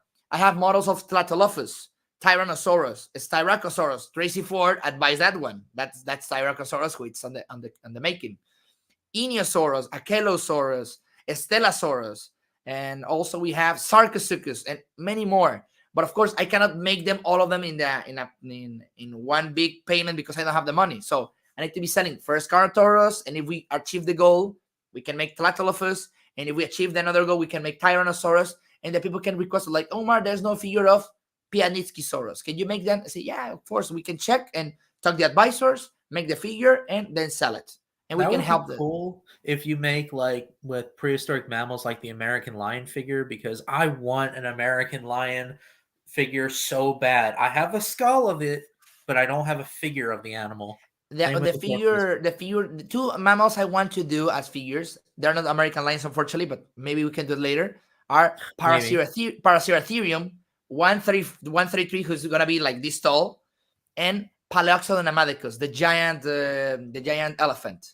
Paleoxodon. Yeah, Paleoxodon. And some people tell me it's not that big, but some people do not remember, because I work on fauna.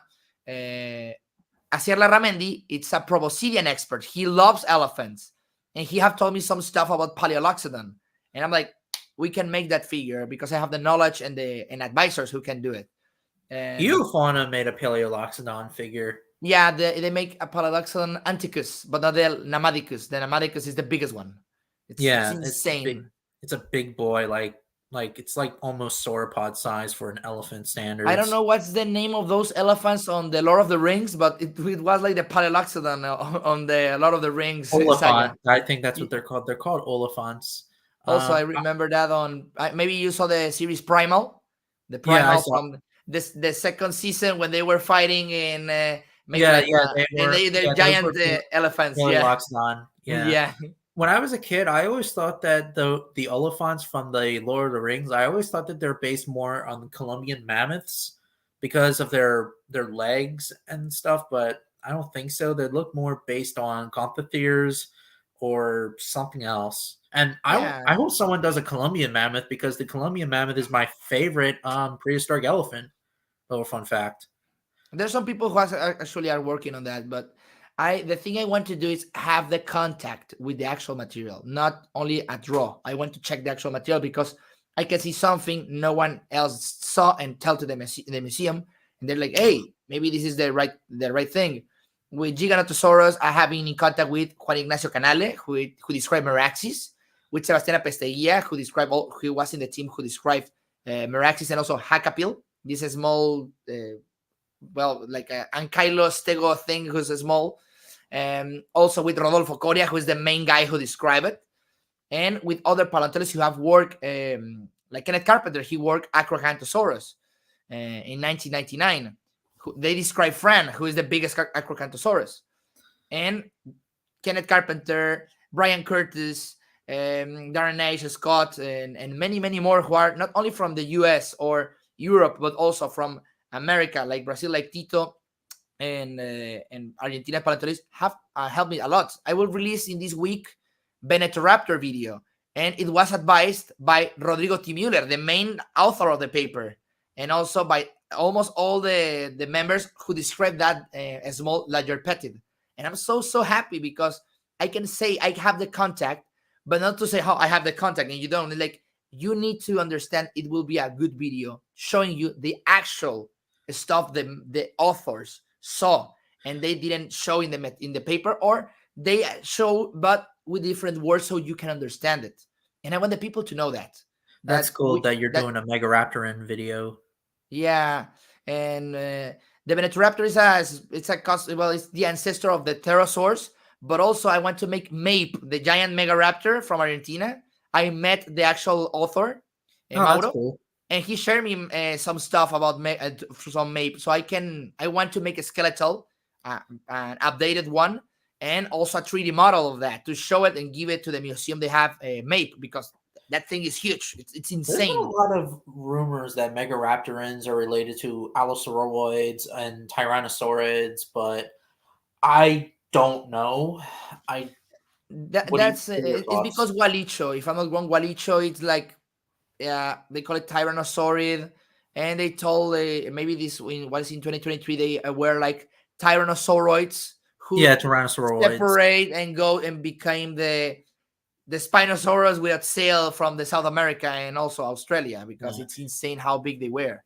A lot of people even think, well, not a lot of people, but I heard that, according to Tracy Ford that I interview, that he said that that Dryptosaurus may have been a Megaraptoran itself, but we'll never know. And actually, Dryptosaurus it lives in New Jersey, where I'm from, so that's pretty cool. And I actually have the Jersey beast of the Mesozoic. No, but is the Jersey, the Dryptosaurus is like the main fossil of that city? Is like California? California, they have the Augustinolophus, like the main fossil. No. The main dinosaur in my state is Hadrosaurus, because Hadrosaurus was found in Haddonfield, New Jersey. Okay. Yeah. Dryptosaurus, though, was actually the first theropod, I believe, that was found in North America. And a little fun fact, too, is that they actually found the animal. I think the first Dryptosaurus fossil that they found is a park that I walk my dog to. They found it like hundreds of years back. Wow. Yeah. That's awesome. Oh, so my friend says that are Megaraptorans Coelurosaurians? Coelurosaurians, okay. Or, yeah. Are they? Well, it's some stuff I cannot say because there are no studies about Megaraptorians who are gonna change the view we have. That's the thing I learned in Argentina. So we need to stay with the things we have right now on the actual papers, because I cannot tell you some stuff who are gonna be published later. Because I can spoil the stuff. And like I tell you, they found a Spinosaurus in Mexico, and you're like, what happened? And that's changed a lot. Yeah, unfortunately, there's no Spinosaurus in Mexico, as far as I know. If they tell me yes, Omar, it is, I will be so happy because it's my favorite family. But the funny thing is, I'm not paleontologist, and my favorite dinosaurs are the theropods, in this case, Spinosaurs. But the ones I have the biggest connection are with the duckbills, the hadrosaurs. Why? Well, because in my project, one of my main dinosaurs was Belafrons, who is the most complete dinosaur in Mexico. And when I traveled to Coahuila, I met the woman who helped to describe that, and she gave me this as a gift. Oh, that's It's so it's cool. a Belafrons, yeah, That is so it's a cool. Belafrons here, and I called her the mother of Belafrons, and she called me the father of Belafrons, and I was like, wow, it's because she told me like I never know no one who was that happy to reconstruct Belafrons, and I really want to recreate that. Marta Carolina Guillon is the name of the paleontologist who gave me this, and I'm so happy I met her. Also, Platolophus, the main dinosaur, I appear on a paper like, hey, thanks to Omar to help in this. And the next one is Magnapolia. Magnapolia have a pretty good story because I contact Albert Prieto Marquez, the man who renamed Magnapolia because the first name was Elambiosaurus laticaudus by Morris. But then in 2012, if I'm not wrong, Prieto Marquez renamed it. And I went to check the material. And some people told me the material was gone, it disappeared. And I contact one of my main guys I always contact, who is Tracy Ford. And he said, no, Omar, I saw the material in person, so the material is pretty real. And he told me, like, I will give you the paper so you can check it. And Tracy has been very helpful. It's a very good friend of mine. I really, really love to talk with him because we enjoy making calls and talking about how the time goes. I haven't talked with him on a video in some months, but I always like message him and myself on like, how are you? Merry Christmas or Happy New Year. And I Yeah, really want, I yeah, just I just did an interview with him like months ago. I don't know if you saw the video or not, but we went a lot of detail and stuff about of like the dinosaurs that he lives in. Like he lives in California and stuff like that. And yeah, and and and like I said too, is that I like how like Tracy Ford also respects me as well. he's very respectful. Yeah, Yeah, and a lot of people say that he's disrespectful. He's not. the thing is, some people even think like, oh, your advisors are always agree with you and everything. And I'm like, no, because when we did the Tyrannosaurus model, because we have already finished the model, I do it with lips. And Tracy, maybe you saw the video with Brian Curtis. He told the Tyrannosaurus didn't have lips, Yeah, and I show him. And Tracy will be like, Omar, you're wrong. And he told me like, Omar, my idea is they didn't have lips. Uh, and can you tell me why you want to put lips in it? And I explained him, and he told me like, I respect your decision, and I'm agree with that. I won't change my mind if this animal didn't have that, like they have lips. I will put it lipless, but I respect your thing. And he's very respectful. He's he a made, very kind person. he did made a book on why theropods have lips. I actually have a book of it. Actually, like months ago during the spring or summer. Um, yeah, and he also made a paper back in 1997 about it. Yeah, he also shared me some books about how to reconstruct the animals and the dinosaurs. Yeah, And there's also a book on like how to draw dinosaurs as well. yeah, Even though I'm not an artist, but I would like to see more of his drawings, and I wish he appeared in more paleo documentaries because he hasn't yeah. appeared in I want documentaries. the thing I want to do is also when we make the figures to tell them to the actual paleontologists to make a video talking what do they do to advise us. And Magnapolia and Styracosaurus can be helpful by Tracy. So you may see when we really, if we achieve the goal of selling the Carnotaurus figures, we want to make this videos talking with Tracy, and he can explain in a video like, I'm Tracy Ford and I help advising this, and this dinosaur is my favorite to see, and the people can know more about the paleontologists. That's the thing I want, not only to be a brand who sell things, also to show you new stuff, the people who actually work on this, so you can know the paleontologists, because some people think the paleontologists who are successful or the ones who help are the only ones we saw in documentaries or series, like in this case Jack Horner and Steve Brusate, who I really respect both of them, and they appear in Jurassic World and Jurassic Park movies. And when Jack Horner said something, I believe in that. Like Tyrannosaurus was a scavenger. When I was a kid, I always believed that because he was the main guy for me. This is a guy who appeared in documentaries. But for me, the most important paleontologist I already saw in documentaries, and I would like to know him once, is Bob Baker. Gandalf, like some people call it. Bob Baker, it's it's one guy I really respect too much. And Yeah, I like him my too. mom loved to see the documentaries he appeared because she's like, hey, that's the paleontologist you like when you were a kid. I say, yeah, it's exactly. And Paul Sereno too. Paul Sereno, it's one of my main goats in the paleontology because when I was seeing some dinosaur documentary, he appeared there. And there was a documentary called When Dinosaurs Ruled Earth. And he go to Argentina. He was showing, oh, I found Eoraptor, and then he go to Africa, and I found Carcharodontosaurus, and explain you the story. And I was like, man, that's awesome. Or Rodolfo Coria too. I told him in person that, and he was like, oh, thank you. You make me feel younger. And I was like, yeah, but I saw you in the documentary, and Yeah. Rodolfo Coria made a Yeah, great job. I'm trying to interview like more people. I'm actually trying to interview a paleo artist named Emily Willoughby. Have you heard of her? Oh, I heard, but I don't remember the work, but I remember the name. I She's a remember the paleo name. artist and she does a lot of drawings of dromaeosaurs. Um, and a lot of people don't like her either because someone on Twitter said that, oh, she's a racist or whatever. I'm like, bro, Yeah, that what?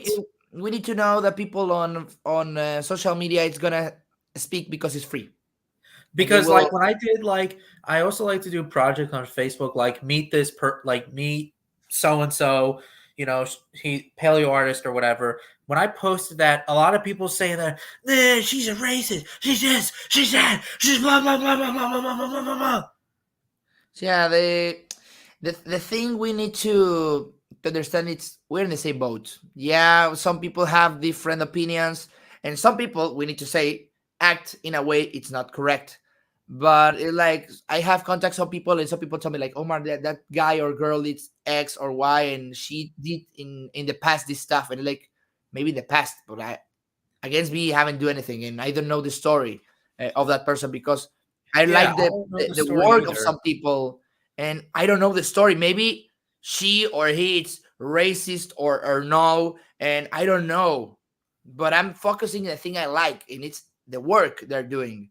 It's like Yeah, it's my like Tyrannosaurus, and I will explain this because Mark Whitson even contact me because of this. I did the Tyrannosaurus model, and I call it Osborne, not because the Green Goblin stuff of Spider-Man.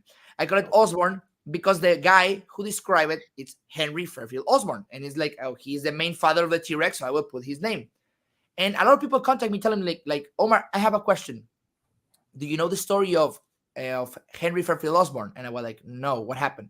He was a racist, he was, etc., etc. They give me a lot of topics of that. Even some paleontologist friend of mine told me that. And I was like, I'm not racist. And I didn't put the name because I am agree with the ideas of Osborne. I put the name because it's the main guy who actually described it. That's it. and besides, Not that was like hundreds of years ago. exactly, but that's the thing. Some people think, and thankfully, Mark Whitton and some people ask me respectfully because some people would say like, "Oh, you're racist. That's why you put the name," and they feel like, "No, Mark, I have a question." That's the thing I really like. Even if the people ask you something you don't like, that's the way they ask you is the good or the bad thing. If they ask Yeah. you like, Omar, I have a question with respect. Can you tell me why do you put the name of Osborne? And when I explained Mark Whitton, he was like, I like the model. Thank you for the answer. I will be waiting for it. And I was like, wow, Mark Whitton contacted me. And some people tell me like, oh, Mark, he called you racist. And I say, no, he asked me why. Not he didn't accuse me of being racist. And some Wait, you people, said Mark Whitten attacked you? no, he didn't attack me. He commented me. He asked me Oh! respectfully. I misunderstood. Yeah, Mark Whitton, it's pretty kind. He's a good person, and he asked me with very respect, like Omar, can I make you a question? I said, yeah, of course. But some people who didn't read thought he attacked me, and I was like, no, he didn't attack me. He actually asked me very gently, and that's the thing. A lot of people need to understand and read because they believe and then they accuse some people, and I don't like that because Mark never did anything wrong or etc. We need to check that stuff. It's like when you told me about some YouTubers and or the, oh, it's because these guys say this size or change this topic and make the people get dizzy. I always read that and say like, okay, he's not attacking, he's giving me his opinion, and I need to respect that opinion, even if I'm not gonna agree with that, because that's not how, in this case, I work. I don't want to attack the people. I want to check their bases, and if they're right, I will agree with them. If they are not, I will respect, but I won't be agree with them. And that's the thing, because they think if you are not with in the side of the ones who like this, or you are in the side who the ones you are not, you're in the middle, you are not trustable. No, you need to have your own opinion and focus on that opinion and give the right thing to the people who deserve it. And do not be agree with someone doesn't mean you hate it or not, because that's not the way. And we need to take care and respect each opinion, even if we're Exactly. not. And the thing, when you tell me about the lipless, I could be like, you are all, I like lips and you don't, so we cannot talk. And I like, oh, don't be worried. If you like the lips or lipless, that's fine for me. There's no trouble. This is not the end Yeah. of the world. Yeah. Like everybody likes to accuse of everything. And it's like, isn't paleontology supposed to be about science? And isn't paleontology supposed to be about friendship? It's supposed to, but then we saw O'Neill Marsh against Ed Cope, and then we saw this right now, the Facebook guys who like this and the ones who don't, and they fight each other like it was Yeah. Infinity War from Marvel, because they Yeah. maybe some people want to feel like accepted in one thing, and they're like, I need to protect this. That's why when I tell to the people who follow me, do not be fanatics, be fans. Yeah. What's the Like for difference? example, when I posted politics should not be in the paleo community, people attacked me and say that, oh, it's this. You're wrong. You're wrong. It needs to be put in the community. It is science. It is this. Yeah, in this case, I don't like to talk about politics because that Me either. happens. I stay Exactly, up exactly. That's away why I from it. don't talk about that. But the thing is, the difference to have fans is the fans will tell you if you're right or if you're wrong. But the fanatics will never accept his leader or her leader is wrong. They will never. Is Of that course. I'm religious, but I cannot hold the people who tell me the evolution do not exist because in the Bible said like I'm religious and I know that the evolution is real. Yeah. And they tell me like, no, you cannot be religious if you believe like that. And like, no, I can because I know the evidence. We have the evidence of that, and I cannot say God doesn't exist because I believe in Him, and I respect the people because some people tell me Yeah. I don't believe in this, and I like it's fine. Aren't you mad? No, why should I? You're not attacking me or wanting me to believe in your same thing. If you respect my ways, I will respect yours. That's the Yeah. thing. That's how it is, and I So think we you're can live with that. so you're pretty much like a chill dude. Oh, life on our planet. Well, YouTuber. Someone said, "What are your thoughts on Red Raptor rights?" Red Raptor writes. He's a I don't. YouTuber. He's a YouTuber who reviews like paleo documentaries and stuff. He's a kind of a sarcastic dude, but he's actually pretty funny. I Um, haven't seen him. I haven't seen him, unfortunately. It's because with all the stuff I'm doing, and I don't have so much time to see another. I usually see some YouTubers, but not all the time. But I will check his work to tell you what do I think, because I was seeing Rick Raptor. It wasn't Rick Raptor because they call it Red Raptor there's because two YouTubers. The one's Rick Raptor, and then there's Red Raptor rights. because the Rick Raptor is the one who make the. I saw the video of like when he talked about the Tarbosaurus, the mightiest, with the Yeah, ocean man. That I love that guy. I really I love that I guy. mean, he's funny, but I don't like that Ocean Man because like it gets very old. And I text saying like Ocean Man my ass because it's annoying as hell. No offense, but Yeah, but in the first time I saw that, I was dying a laugh when he saw yeah. that. And he also did Tarbosaurus, Speckles the Tarbosaurus. There's also a couple of friends of mine on YouTube that defend that movie, but I'm not going to mention names because I don't want to, break people's balls. But yeah, oh, there's also a paper that just came out this year. Well, actually last year of the Therizinosaurus, claw debate. Now they're saying Yeah, that it can't fend for itself anymore. yeah, it's like it happened the same with ankylosaurus, because they say, oh, they use them to fight only between males and that's it. And like, yeah, maybe that was the main option they used, the club tail, but that doesn't mean they didn't use it to protect themselves because it's a weapon. They can use it to protect themselves. It's like the And same thing with Jack Horner's debate thing on ceratopsians' horns being fragile. yeah, that's the stuff. We need to check the keratin. Also, the bulls have the keratin too, the actual animals.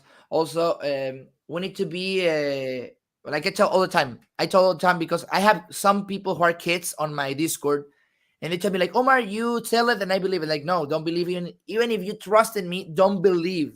You need to check by yourself because maybe I can be wrong. And some people say like, oh, Triceratops and Torosaurus are the same, and you check the actual fossils, and it's like, nah, there's difference between them. The same Yeah. happened on Twitter yesterday. In a post, Taylor McCoy was talking about Mapusaurus. Oh, Some people were like, "Oh no, both of them are Mapusaurus, Giganotosaurus carolinae, and Giganotosaurus rosé." And I was like, "No, no, I actually saw the material and I checked it, and the skull of Giga was pretty long, and the one of Mapusaurus was long too, but was rounded." Even in my YouTube channel, we made a Mapusaurus skeletal. I posted there. Dan Folks, Random Dinosaur Night were working together, and you can check the skull looks more circular than the one of the Giganotosaurus. And the material of Mapusaurus is pretty small compared with Giga. The only one who is pretty big is the big fibula, because the fibula is immense. It's titanic. It's so big, and looks like I thought it was a femur, but it was a fibula. Well, like my God, this is big, pretty big compared to. And that's the thing. Something I don't like sometimes is they don't show photos of the actual fossils and they draw it. They decide how they do the paper, but I would prefer a photo because a draw can have a misconception or we cannot see something in the actual photo we can. Uh, that's why I requested some people to share me photos of the material and not the paper one, because the paper can be draws. Thankfully, 95% of the paleontologists who I contact tell me like, yeah, let me share your photos. Only do not share them in public. And like, don't be worried, I won't. And the ones who tell me like, no, they share me the photo, the illustrations, and say, okay, it might help, but not as much as a photo, because I really want to see all the detail of the actual fossil. Interesting. Yeah, I also know that that there's a lot of details with that. Oh, are you gonna make a? Have you made Ceratosaurus? I have worked on one, but it's not ready yet, unfortunately. But I was just wondering because Ceratosaurus. Ceratosaurus, it's awesome. Also, there's maybe you know this. It's not a documentary; it's a series. It's called Dinosaur Empire. Some people like Scott Harmon is there, Raul Ramos is there, Gunter. I don't remember his last name, but Gunter is there. The BFX. Some people tell me it's well, and they follow David Krenz. It's there too, and the main dinosaur in that series is gonna be Ceratosaurus. So Interesting. we won't see that dinosaur die. It appears and die.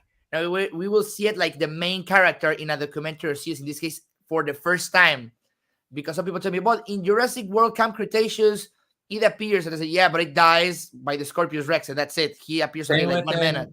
Same with documentaries too. Like when dinosaurs were in America, even though I do love the Allosaurus. even though I do love the documentary, but the worst downplay, is Jurassic Fight Club. Jurassic Fight Club, they abuse that crap out of Ceratosaurus because and I used to a downplay on Ceratosaurus, but not anymore. Ceratosaurus is actually an interesting theropod. It was actually one of the most adaptable, and secondly, Ceratosaurus, the extinction of the Morrison Formation, Ceratosaurus actually died out first after when Allosaurus died out. Yeah, and also Ceratosaurus. Unfortunately I call it like the punching bag because everyone when it appears is dead.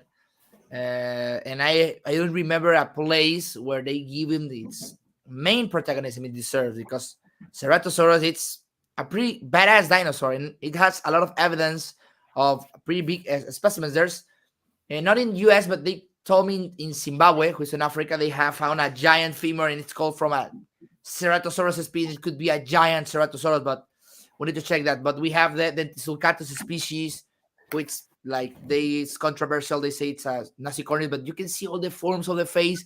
The sizes weren't like that small because some people say like, oh, it's 4 meters, maybe 4 meters the holotype, but there's more specimens who can be 6-7 meters in length, and that's a pretty good number of size. Also, I just figured out you have the sharing screen stuff. So if you want, I can share some of this to the people of the who's seeing the, well, if it loads, of course, but it's Oh, the current. If you want, of course. I can't show, but maybe you can show it. Let me see. Share screen. Okay. There you go. Let me see. Let me see if you can. Well, let me know if you can see it. There you go. Oh, that's so cool.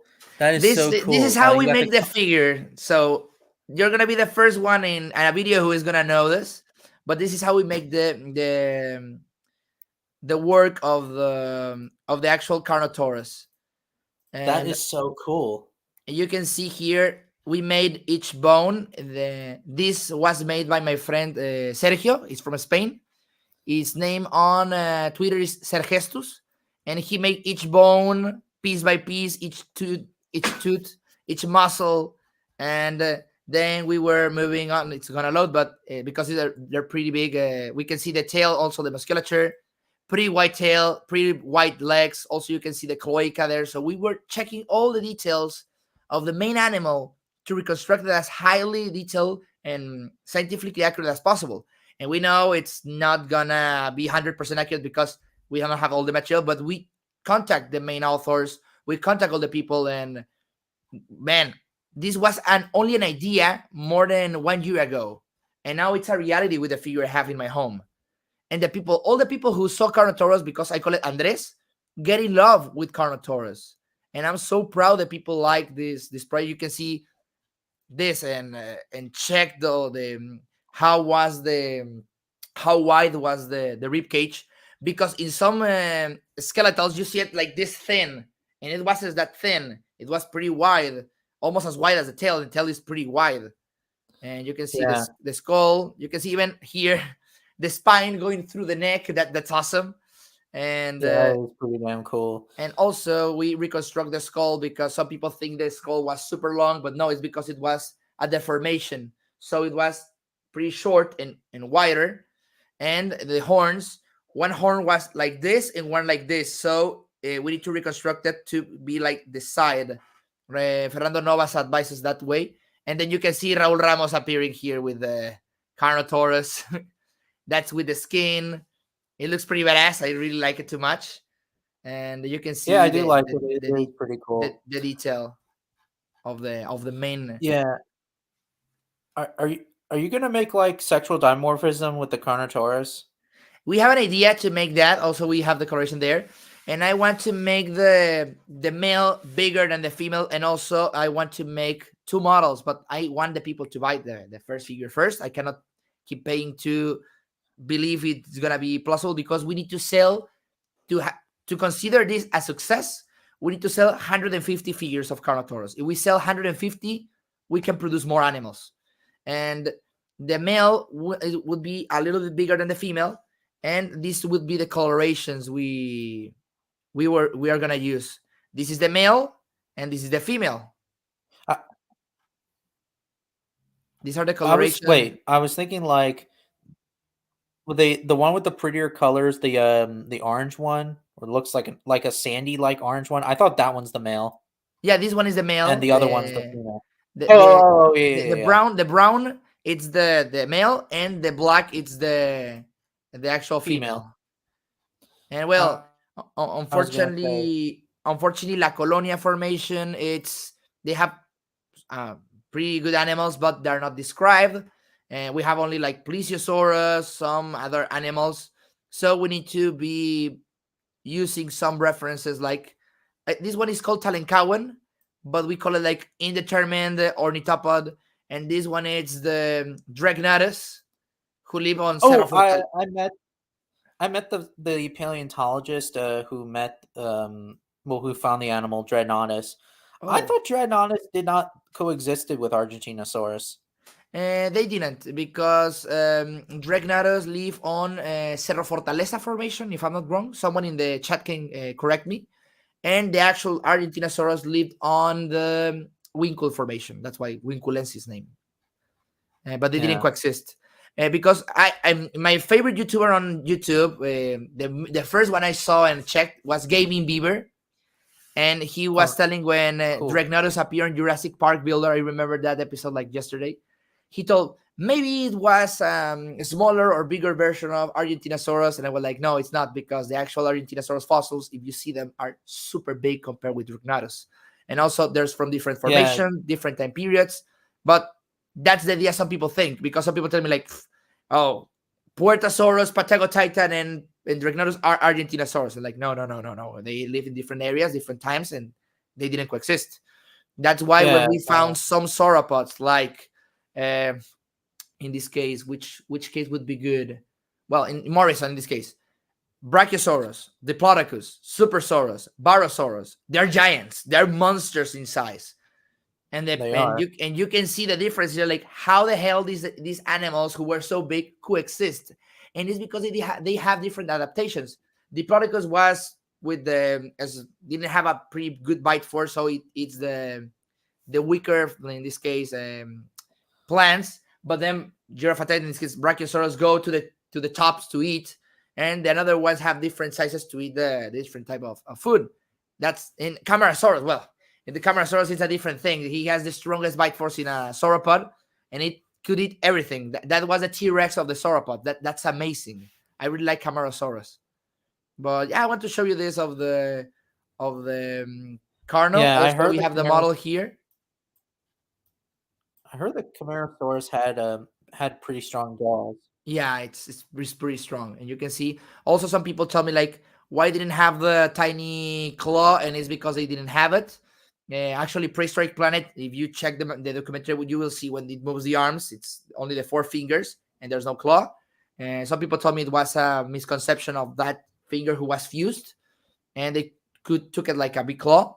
And well, that's how we reconstructed right now. Maybe it can change in the future, but you can see here we put it was a female, but actually this is the male, and you can see the female. And some people tell me, why black?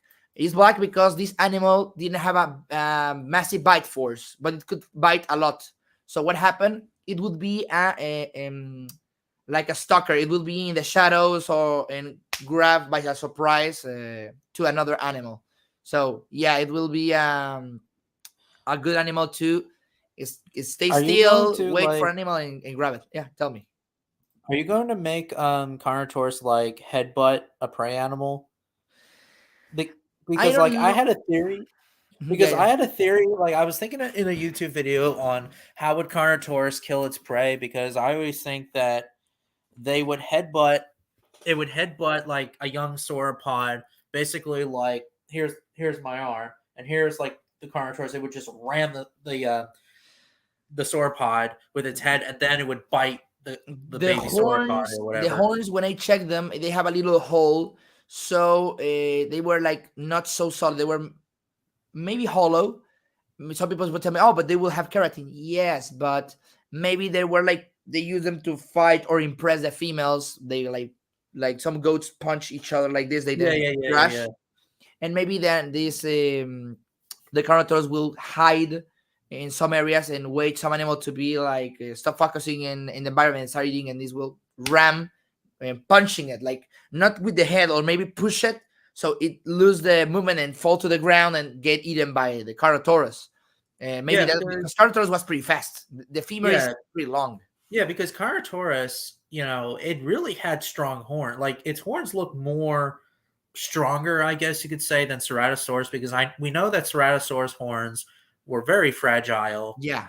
And they were very useless in combat. So maybe Carnotaurus would have headbutt a prey animal. Who knows? Yeah, for me, in this case, the Carnotaurus was an ambush predator, because it didn't have a good bite force. It couldn't be like T-Rex, like it grabs the food and kills it with one bite.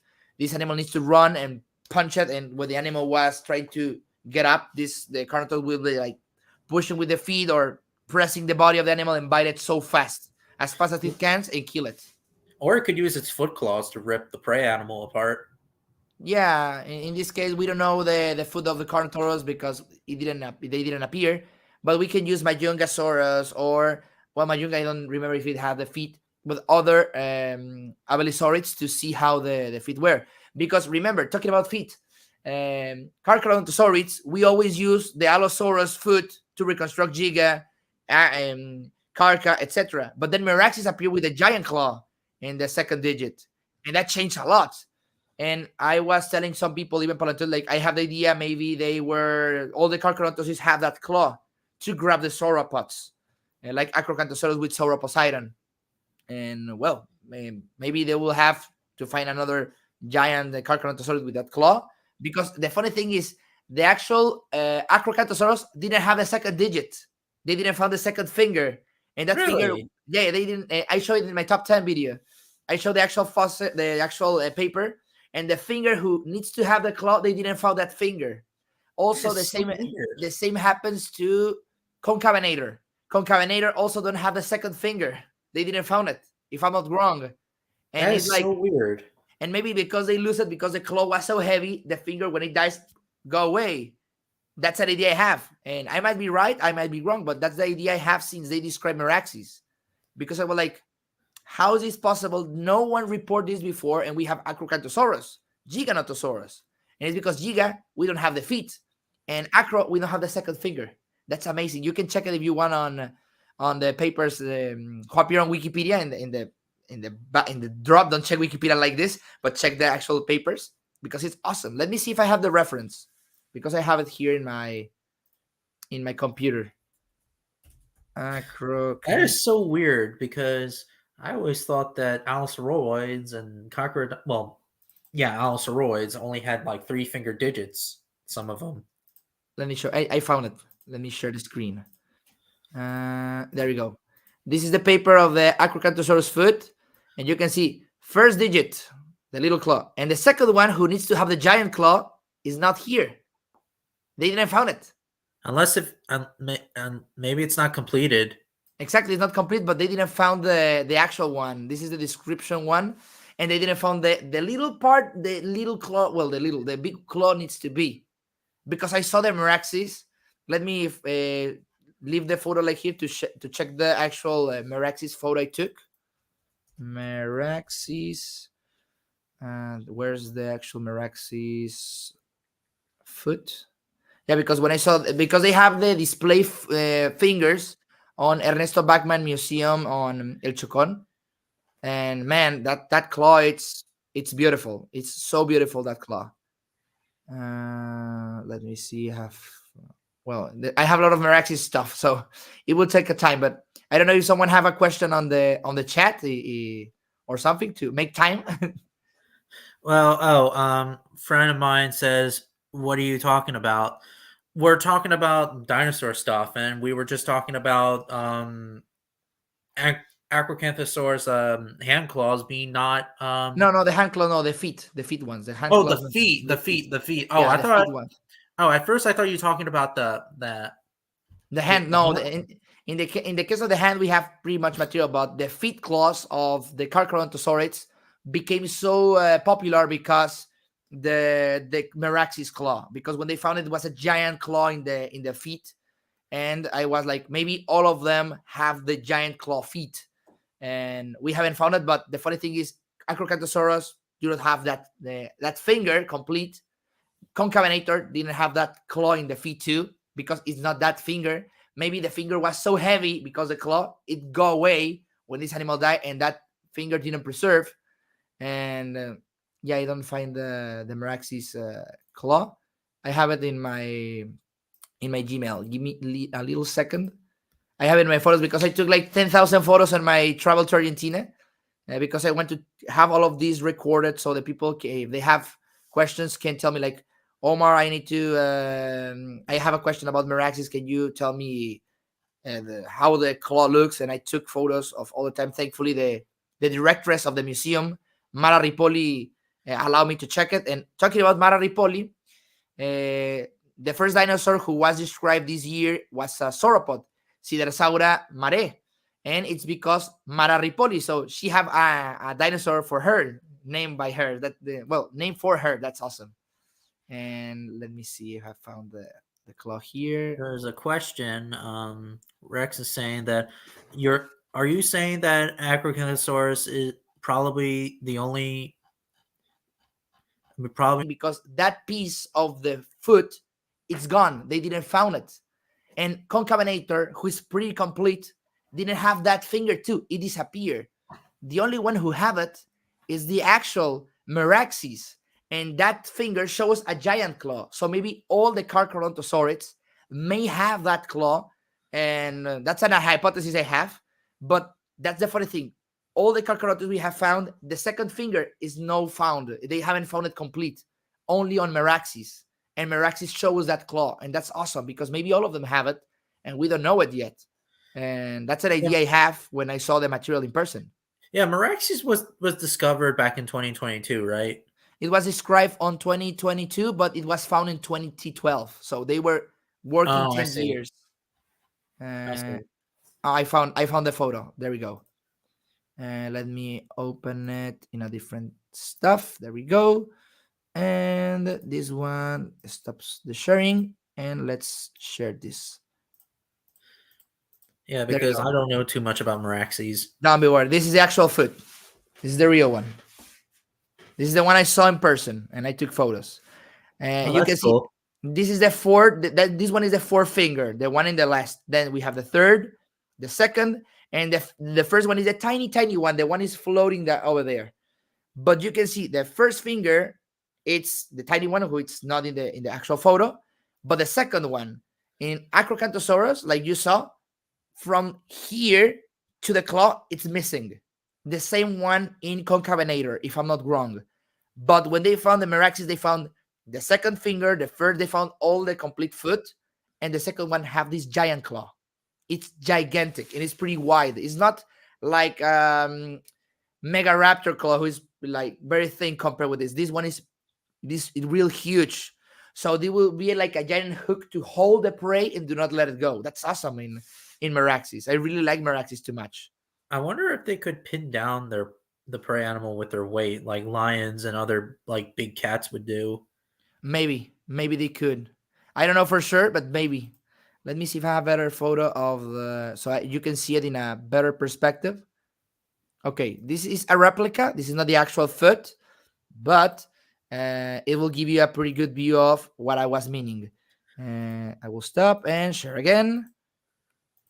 There you go. This is an actual replica. You can see the thing I was meaning. You can see the complete foot, and you can see the tiny finger number one, and then the giant second finger who has the giant claw, who looks like a velociraptor. Yeah, that is insane.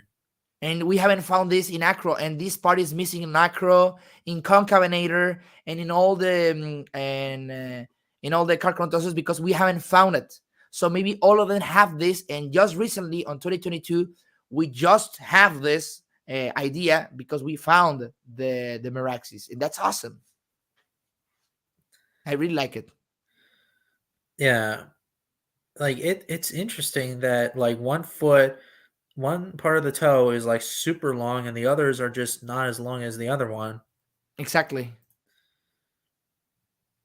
It's like in the pterosaurs, in the arms in this case, the largest finger is the fourth. The fourth finger is the one who becomes the wing, and the other three are like only saying hi, and then the long one becomes the wing. Maybe that's awesome. Maybe the longer one is its dominant like finger, like toe in this case. Yeah, because they use a second claw, in this case the second digit, when they push to the ground a sauropod. Because there's Gabriel Hugueto's illustration where a Meraxes is going after a Rebachisaurid. Maybe the Meraxes push it to the ground. The sauropod was trying to get up and then use the foot to use the claw to hook it to the ground and then start biting it to kill the sauropod. That's the thing I mentioned on my video on the top 10. It's in Spanish, but I put the English subtitle so you can see it and understand even more. Because I really want to make it in English, but that video was 1 year of working, only making that top 10. And it was like, yeah, if I record this on English, I will take until 2024, and I don't want that. And the people were requesting me that video since a lot, and they wanted it. And said, well, like, don't be angry. I need to finish this, but I will do it in Spanish with English subtitles. Meraxes lived in Argentina, right? Yes, and Yeah, Winkle that's what I formation. thought. Yeah, and it's a did it live? Did it coexisted with Giganotosaurus? No, No, uh, that's what I thought. they both live in Cenomanian, but Giganotosaurus lived 100.0 million years ago to 95. After that, from 95 to 93.9, Meraxes lived in that time, but it lived in different formations. Giga lived on Candeleros and also in Limay formation, and what's the name? Mapusaurus and Taurovenator and Meraxes lived on Winkle formation, but unfortunately, Meraxes never coexisted with Mapusaurus. It's They weird because, like, on the other hand, like Giganotosaurus was the largest, but it went extinct, and then it was replaced by a little bit smaller of its relatives. Yeah, But with maybe because they Tyrannosaurus were more Rex, adapted. it was the last of its of the family. Yeah, It's kind of weird. yeah. Maybe we will find another specimens because something Meraxes show us was also the age. They grew these sizes, but they need to have like 40, 50 years. And Tyrannosaurus becomes so big in 20 years. So they have half of the age and they have the same size as the giant Carcharodontosaurids. That's insane. And who knows, maybe in the future we can find another giant Carcharodontosaurus with this another claw and we can have more evidence they have the claw, but we need to wait. We need to wait, and I'm so excited about that. I'm I so hope. excited. I wonder why some people think that um, that theropods like Tyrannosaurus lived like 20 something years or 30. I feel like they should live longer because they're big animals. Like even like if you look at their relatives like crocodilians, like crocodiles like live a long time, like 100 years. Yeah, but in the case of Tyrannosaurus, they need to adapt pretty fast. If you see the size and age grew, they grew so fast, and Same with maybe it's because crocodilians. yeah, They grow fast too.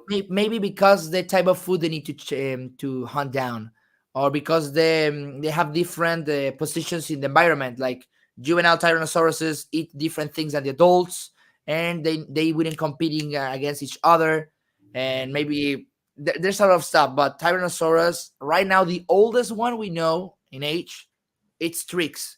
And Trix was like 30 years.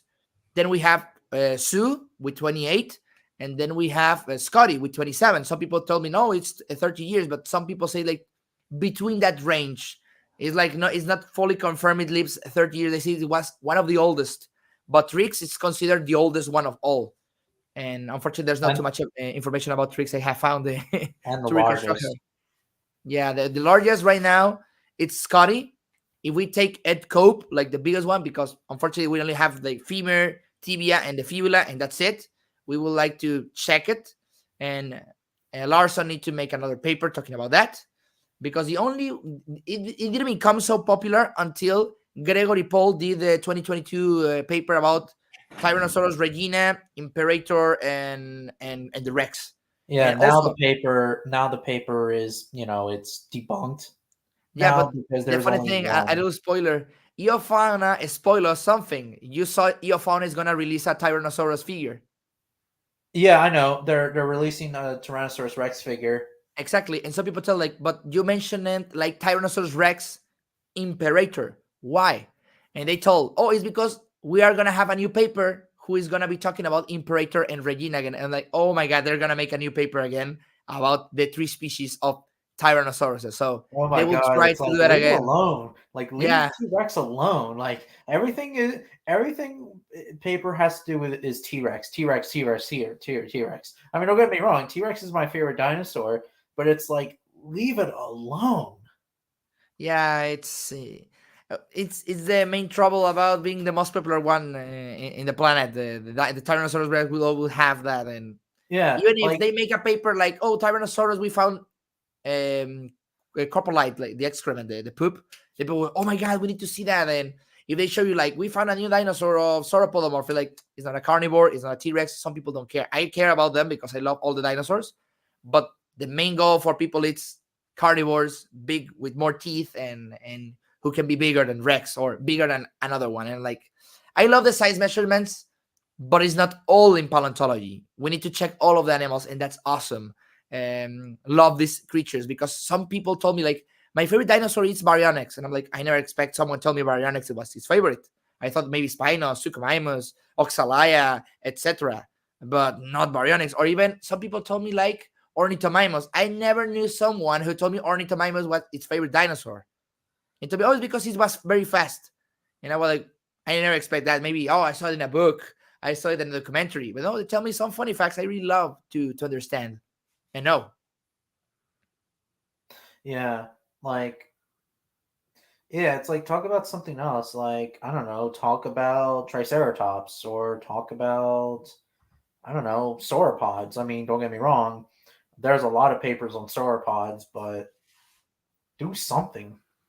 Yeah, I would Or love someone read the script, the material of Psychania. This ankylosaurid is my favorite ankylosaurid because in Dinosaur King appear, and I would love someone to make a reconstruction of it. oh, speaking of which, of Dinosaur King, uh, why do you don't like Dinosaur King? Oh, I love Dinosaur King. It's my favorite series of all time in Oh, dinosaurs. I love it. oh, I think he was referring to me. I'm not a fan of it because I Oh, mean I used to be a fan of it, but not anymore because I just don't like kid friendly stuff. If that makes sense, but that's just me though. man, those models made because I was so freaky about Dinosaur King. I was all the time checking Dinosaur King. I knew the dinosaurs who will appear in the third season. Unfortunately, never came. They want to bring Giganotosaurus to Dinosaur King. They want to bring Agustinia to Dinosaur King. They want to bring Gallimimus to Dinosaur King. They want to bring Eocarcharia to Dinosaur King, and also you can check it on Google Sorry, on Google you can see the design of Eocarcharia, and it will have an armor like King Ghidorah. And I was like, man, they want to bring Godzilla stuff to Dinosaur King. That was awesome. And unfortunately, they didn't bring so many other sauropods like Diplodocus or Brachiosaurus. But the ones I saw changed my childhood forever. Pau Yeah. Pausaurus, this ankylosaurid, man, I never expect to. I thought when I was a kid, I knew all the dinosaurs. I was like, I know all the dinosaurs. So this show cannot show me something I don't know. And then Altirhinus appeared. It was on Brazil episode. I think it was episode 16. And I was like, what is this dinosaur? Altirhinus. And I wrote it in a notebook, and I was checking for that data. Then Paupausaurus. What is that thing? And I write it again. And then Pianitskysaurus. I saw it in a book, but I didn't remember its name, so I write it because it was awesome. That's the thing, to meet new species you never see before. Because yeah, it's awesome to see T-Rex, Triceratops, Carnotaurus, Parasaurolophus. But then you show Psychania, and I was like, Psychania, I never expect that. I thought it was an Ankylosaurus. Eoplocephalus, you say, oh, okay, it's a small ankylosaur. But Psychania was something new for me. And that's awesome to have a show when to teach you this without being scientifically like, oh, this is part of the sauropodomorpha who goes to sauropoda and then Turiasauria, and like some kids won't understand. But they say, oh, it's a long neck dinosaur, and they like, I need to check this animal, and I love it so much. I love to know more about it. And Dinosaur King was my main base to create my designs because I really love those Saurophagonex. Saurophagonex was the most badass dinosaur in the first season of Dinosaur King. Man, I thought it was a giant Allosaurus, and they say no, it's a Saurophagonex. And I was Well, like, it's 50-50 yeah, because it's going back and forth and stuff. I mean, little fun fact too. My first replica claw, well, my first fossilized replica was Saurophagonax, and I the the still have it. the claw. Yeah, the hand claw. Um, I'll show you it. Yeah, man, it's so good to talk about this to the people, and they like it. It's so funny.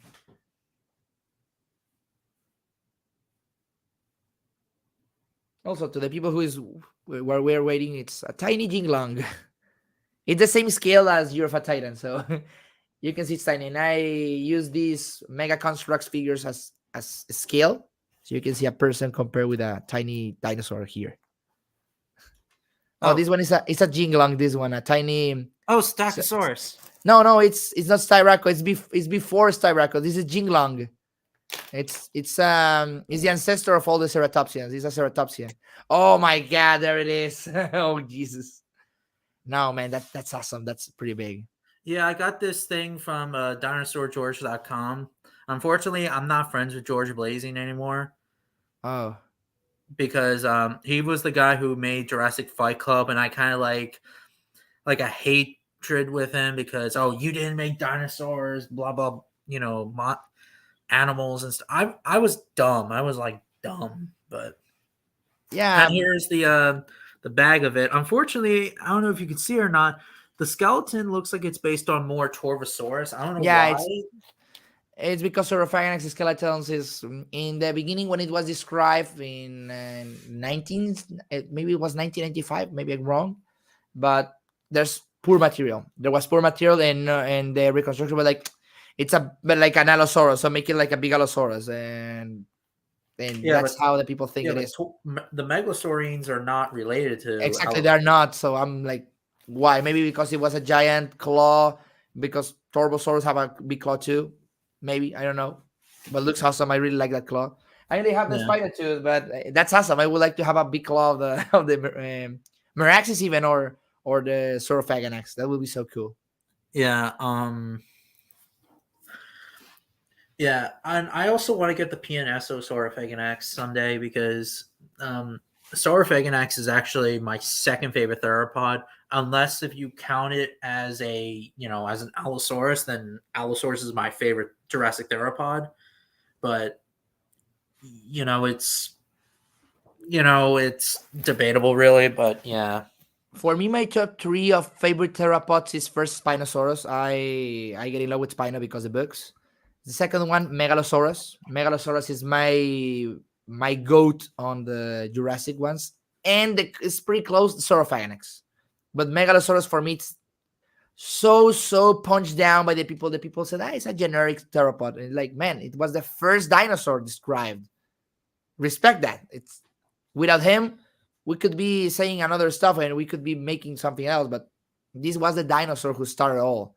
Megalosaurus bocklandi, it's my favorite Jurassic theropod and my second favorite dinosaur uh, of all time. Of all time. And it's because how important it is for the paleontology. yeah. For me, obviously, when it comes to theropods, it's obviously Tyrannosaurus Rex. Yeah. Then it's the second, sometimes I go back and forth. It's Albertosaurus. As a kid, I used to like Allosaurus, but now I like Albertosaurus and then Allosaurus.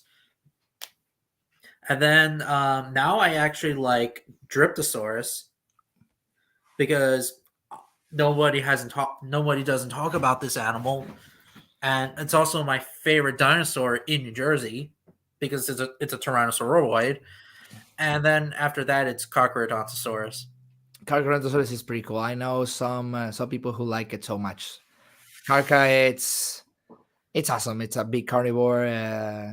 The teeth, when I saw the Giganotosaurus and Mapusaurus teeth, they look like actually shark teeth, and that's also because you check the name and like, well, the name of Carcharodontosaurus can be checked in different ways. One it's a sharp tooth lizard, and one it's a shark teeth lizard. And some people say like, one is sharp and one is shark. Shark sounds good. Let's put shark tooth lizard. And I really like because it looks like shark teeth. It looks like shark teeth. Exactly. Giganotosaurus teeth are also like pretty wicked too. They are like half size of the T-Rex, half size of the T-Rex too. The T-Rex teeth are like missiles. The Giganotosaurus are like knives. And also Ceratosaurus too. Ceratosaurus actually had the longest teeth of the Morrison Formation, I believe. They were pretty long. When you see the skull, you think like, how can they close the mouth? It's the teeth are so long. Yeah, like Ceratosaurus is, like I actually love Ceratosaurus. Matter of fact, a spoiler alert: I'm actually ordering the Safari Limited Ceratosaurus. because and it's the first time I actually have a Ceratosaurus figure, and I might do a Ceratosaurus in the future because I I'm really like it. actually trying to do a project on like a mating pair of Ceratosaurus that are defending the kill, and they're like protecting it from an Allosaurus. Like an Allosaurus is trying to steal a carcass, but the Ceratosaurus are like hissing at it Yeah. or something, and the Allosaurus either walks away or like, or you decide really what will happen. Like I, that's I, and I really love the Morrison formation because it's rich in information, and so many people have been like I have seen some documentaries who talk about Morrison formation, but I hope this Dinosaur Empire, well, they will focus only on Morrison. It's going to be a Morrison formation series, and I really recommend you to check Dinosaur Empire stuff because actually they have pretty good people there. Like Scott Harman, I know him, is one of my advisors, and Raul Ramos, who, well, he made the Carnotaurus, who a lot of people love it, and he's the main guy making models there. And they're gonna focus on Ceratosaurus, who a lot of people were requesting, like, oh, I would love Ceratosaurus have some moment of glory on the paleo media, and now it's the time. They will make the Kickstarter on March of this year, so maybe they will release something about Cerato or Turbo or Allo. I don't know, but they will release something about Ceratosaurus because it's the main protagonism in the series. So and maybe it's a documentary, right? it's a series. It's a series, but it's a series who wants to be an accurate way. They will obviously have their free license, but also they will want to make the models as accurate as possible. I have seen the material in the videos they have been making, the musculature, the bones, the reconstructions. They have been making a great job. And yeah, that's the logo. Yeah, Yeah, that's yeah, Scott yeah. Harman. I see That's Scott Harmon. a Yeah, lot of people tell me, man, the Scott Harman looks like Jesus Christ, and I'm like, oh my god, oh my god. I Scott Harmon looks a little old. Like he look because I see like his pictures and he always looks young. Well, Time when goes I met by. him, when I met him the first time in a call, I told him like, "Oh, Scott, when I was young, I saw you in Dinosaur Revolution," and he told me like, "Thank you for calling me old." So no, it's not a sorry. He was like, "No, I'm kidding," but um, man, also Scott, sorry, Rodolfo Coria. When I saw him in the documentaries when I was young, he looked so young. We all become old. Maybe in 20 years I will look old. Who knows? Yeah, But everybody gets old. his magic, his work will live forever. His work of Scott and Rodolfo and a lot of these Palanteros will live forever with us. And I want the people to know them because they have been making a great job, and I really love that. And Yeah, Scott Harmon does a really good job with his paleo art. And I also like how he does like the measurements of theropods, like how big this theropod was comparison to the other theropod. Like yeah, that's cool. Yeah. yeah, that's something I want to do. But as I tell you, unfortunately, some parts of the community of Spanish in this case didn't like the measurements and the attack sometimes, and I pull back myself to do not do it. But you know what? Making my YouTube channel and seeing the people who actually like it, I will do it by myself too. I will be scaling some animals and showing to the public so they can know which specimen it is, in which skeletal I'm basing, and they can have the confidence to say, "Hey, this guy is actually taking his time to check. He's not taking Wikipedia or Dino Wiki or my granny. Oh yeah, this was a big dinosaur, and make it like this." No, I check it because I really want to, and I can say I one of the few people who actually want to know the size of a dinosaur and travel another part of the world because I live in North America and I need to go to South America to Argentina to check the actual Giganotosaurus. And I didn't take that information with me for only for me. I spread it to the public. That's why I made the video. That's why I told Dan Folds. That's what I tell Scott Harman. That's why I told that to the random dinos because I want the people to know. Because I see people very interested in it, like how big it was, and the people like we don't know for sure, and it's because no one have checked that in person before, and the people who check it maybe they don't share it or they have it in private. But I don't want to do it. Of course, I need to ask permission to share this, and I always do. And thankfully, that material is published. But some stuff I need to keep it until they give me the the permission. That's how the paleontology works. Yeah. Well, gonna end this interview because I'm a little hungry I'm a little Yeah, don't be hungry. worried. I'm hungry too. Yeah. But it's nice talking to you. A very good interview and stuff. Again, my sec. This is my second interview, and this is your first interview on YouTube. It's my first interview in on YouTube. But I haven't interviewed on TV when I was on like giving classes to some kids with some troubles, because I teach them how to use the computer because they have some sicknesses or they have some trouble, and I teach them with my professor who is called Victor. I haven't seen him since a lot of years, but I go to the TV, and also I advise or give a tour guide to the family of one woman who is in the TV here in Mexico, and the family love the travel because I really love to teach the people in a way they feel it like we are part of the same, like a family. Like the tour guide, and that's it. I tell them like you can, and you will understand this because I do it like a play. When I was in the whales, I would make this like a funny thing. Some people tell me like, "How does the whale swim?" And I move like this, like up and down. And how the fishes swim, and I move side by side and say, "Oh yeah, that's right. The fishes swim like this, and the whales swim like this." I say yes.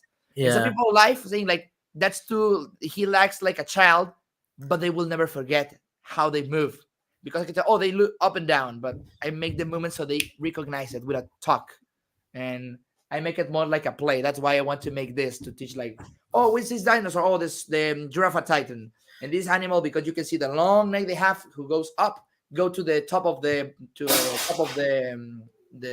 trees to eat there, and also they have a pretty white side because you can see how white it is, and the different like the little claw they have in the feet. So to express that in a more friendly way, because in Yeah. some science terms, some people do not understand the science terms. So I make it more colloquial to the people who do not know, but the ones who maybe will get interested and they will like to spend their time researching. And that's the thing I want. That's why I love to Yeah. research. Yeah. Yeah. I'm glad that I'm the first person to interview you. Yeah.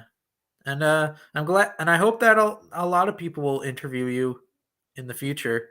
I hope so. I hope so. Yeah. And I hope I can get your Carnotaurus toy if I will sell it I hope this month. The price, because we're gonna sell two different variants. One is gonna be the unpainted one, like the one who is the primer and stuff. Because some people tell me they want to paint it like the Disney Carnotaurus or the Carnotaurus demon from Jurassic Park. It's gonna be like $35 plus shipping. And the painted one, we don't know because I need to send the ones who are not painted to get painted and to know how much it's gonna be. what are But they what are they going to be in happyhentoys.com? no, What it's gonna. You can contact me if you want it on Instagram or in my Facebook, and we can be like the PayPal. It's because I don't have a franchise or something. I'm a new brand in this case, I but hope you can do that in the a lot, future. a lot of volunteers are like, man, I trust this guy, and I'm like, thank you. They like the project without having a figure, and some people who Yeah. handle the carnivores and they don't have it as figure, they tell me like, man, this is gonna be a success if you sell it properly to the public. And these carnivores sell by itself, only show you a photo, and it's you can see the size comparison. It's with my hand, and if I well, I have a photo before we finished. I will show you a photo so the people can see the detail of the Okay. Carnotaurus. Because this is the full detail, is not photoshopped or something. This is the actual detail of the figure and the one we want to keep in the final version, which is printing in these days. I will present your screen. And no, there you go. This is the Carnotaurus figure. You can see the detail. It's the same one. It It's the does look actual same one. it's pretty damn cool. And man, you can see the eye. The eye, you cannot even see it from here. The head is 3 centimeters. So imagine how small is that eye. It's like maybe 0.2 centimeters. It's not even a centimeter of length of that eye. And you can see this. This is the old version with an articulated jaw, but we are making the articulated jaw. Raul Ramos did a great job. Matt Ramieri, who print this, made a great job. And the Is there advisors. going to be does it open its mouth? This one it was the prototype, and it's not. But the new one, it is. I just post on my community on YouTube the photos of the actual top of the skull and the body, so it will open the mouth. But we are fixing some stuff because it gets stuck, and we don't want it to get stuck. We want it to open and close the mouth. I was just wondering because Yeah, I always like the open and mouth, closed and stuff. I think it's pretty damn cool. And I need a Carnotaurus figure because I mean, I only have one Carnotaurus figure, and that's the Papo one. oh, the Papa one. Yeah, I Yeah, have I have some friends who have it too. yeah. We now know that Carnotaurus didn't have like those osteoderm like scoots that it had, but it There, had there, like there are scales, those big scales in the yeah, they're like body. scales. They're still scales, but they don't have like the ones we see in early depictions as we thought. Yeah, and they weren't like in Prehistoric Planet, who were like all symmetrical. They were like randomized. And some Yeah, people tell me like, oh, they might have in the neck, so we add them to the neck because in some illustrations they don't have it in the neck, but this one have the scales. You can see the scales here, who goes from the neck to the rest of the body, and they are like randomized. They are not follow a pattern. They don't have any pattern. They are like go all over there. And also we update this one because it have short horns, and the new one have pretty long horns because Fernando Novas told us the keratin would be even longer. So we added. We also make the keratin of the nose more pronounced, so you can see the detail because the actual fossil shows that.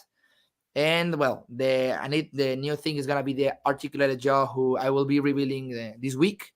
So stay tuned on my Instagram or my YouTube channel, so you can see it there. And if yeah, you're I can't interested, you wait. can contact me. I speak English, Spanish, and if you speak another language, I can use a translator to speak with you. Yeah, yeah, I can't wait. And not to mention, like next month will be my birthday, so who knows? Maybe I'll spend my birthday money on that figure if that ever comes out. Yeah, I will tell you something funny. When I got this, so this jar of a Titan, it was my granny's birthday, and I took it to Carl's Jr. with her. All the people in Carl's Jr. were eating, and they saw a guy with a giant sauropod walking to a table to eat a hamburger. All the guys who were giving the food were like, "Is that a dinosaur?" And I was like, "Yes." And they came to touch it, to grab it. They say, "Oh my god, it looks so awesome." And my granny, her birthday, she wasn't like, "Oh my god, I don't feel good." She was like happy. We take a photo with the dinosaur eating in her birthday, and it was awesome. I have those photos in my cell phone. They are a good remember of the people, because some people like the dinosaurs and other people do not know that. And I like the Yeah. people to say like, "Oh, that's a dinosaur." The birthday of my granny is gonna be in like 9 days, and I will take it with me again.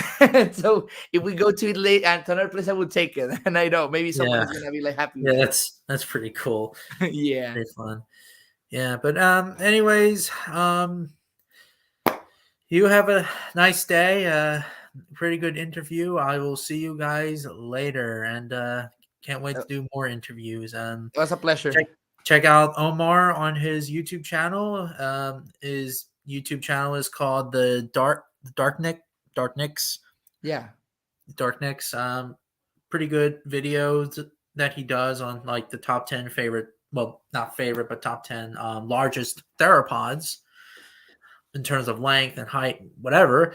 Yeah, you guys have a nice day, and see you later. See you later.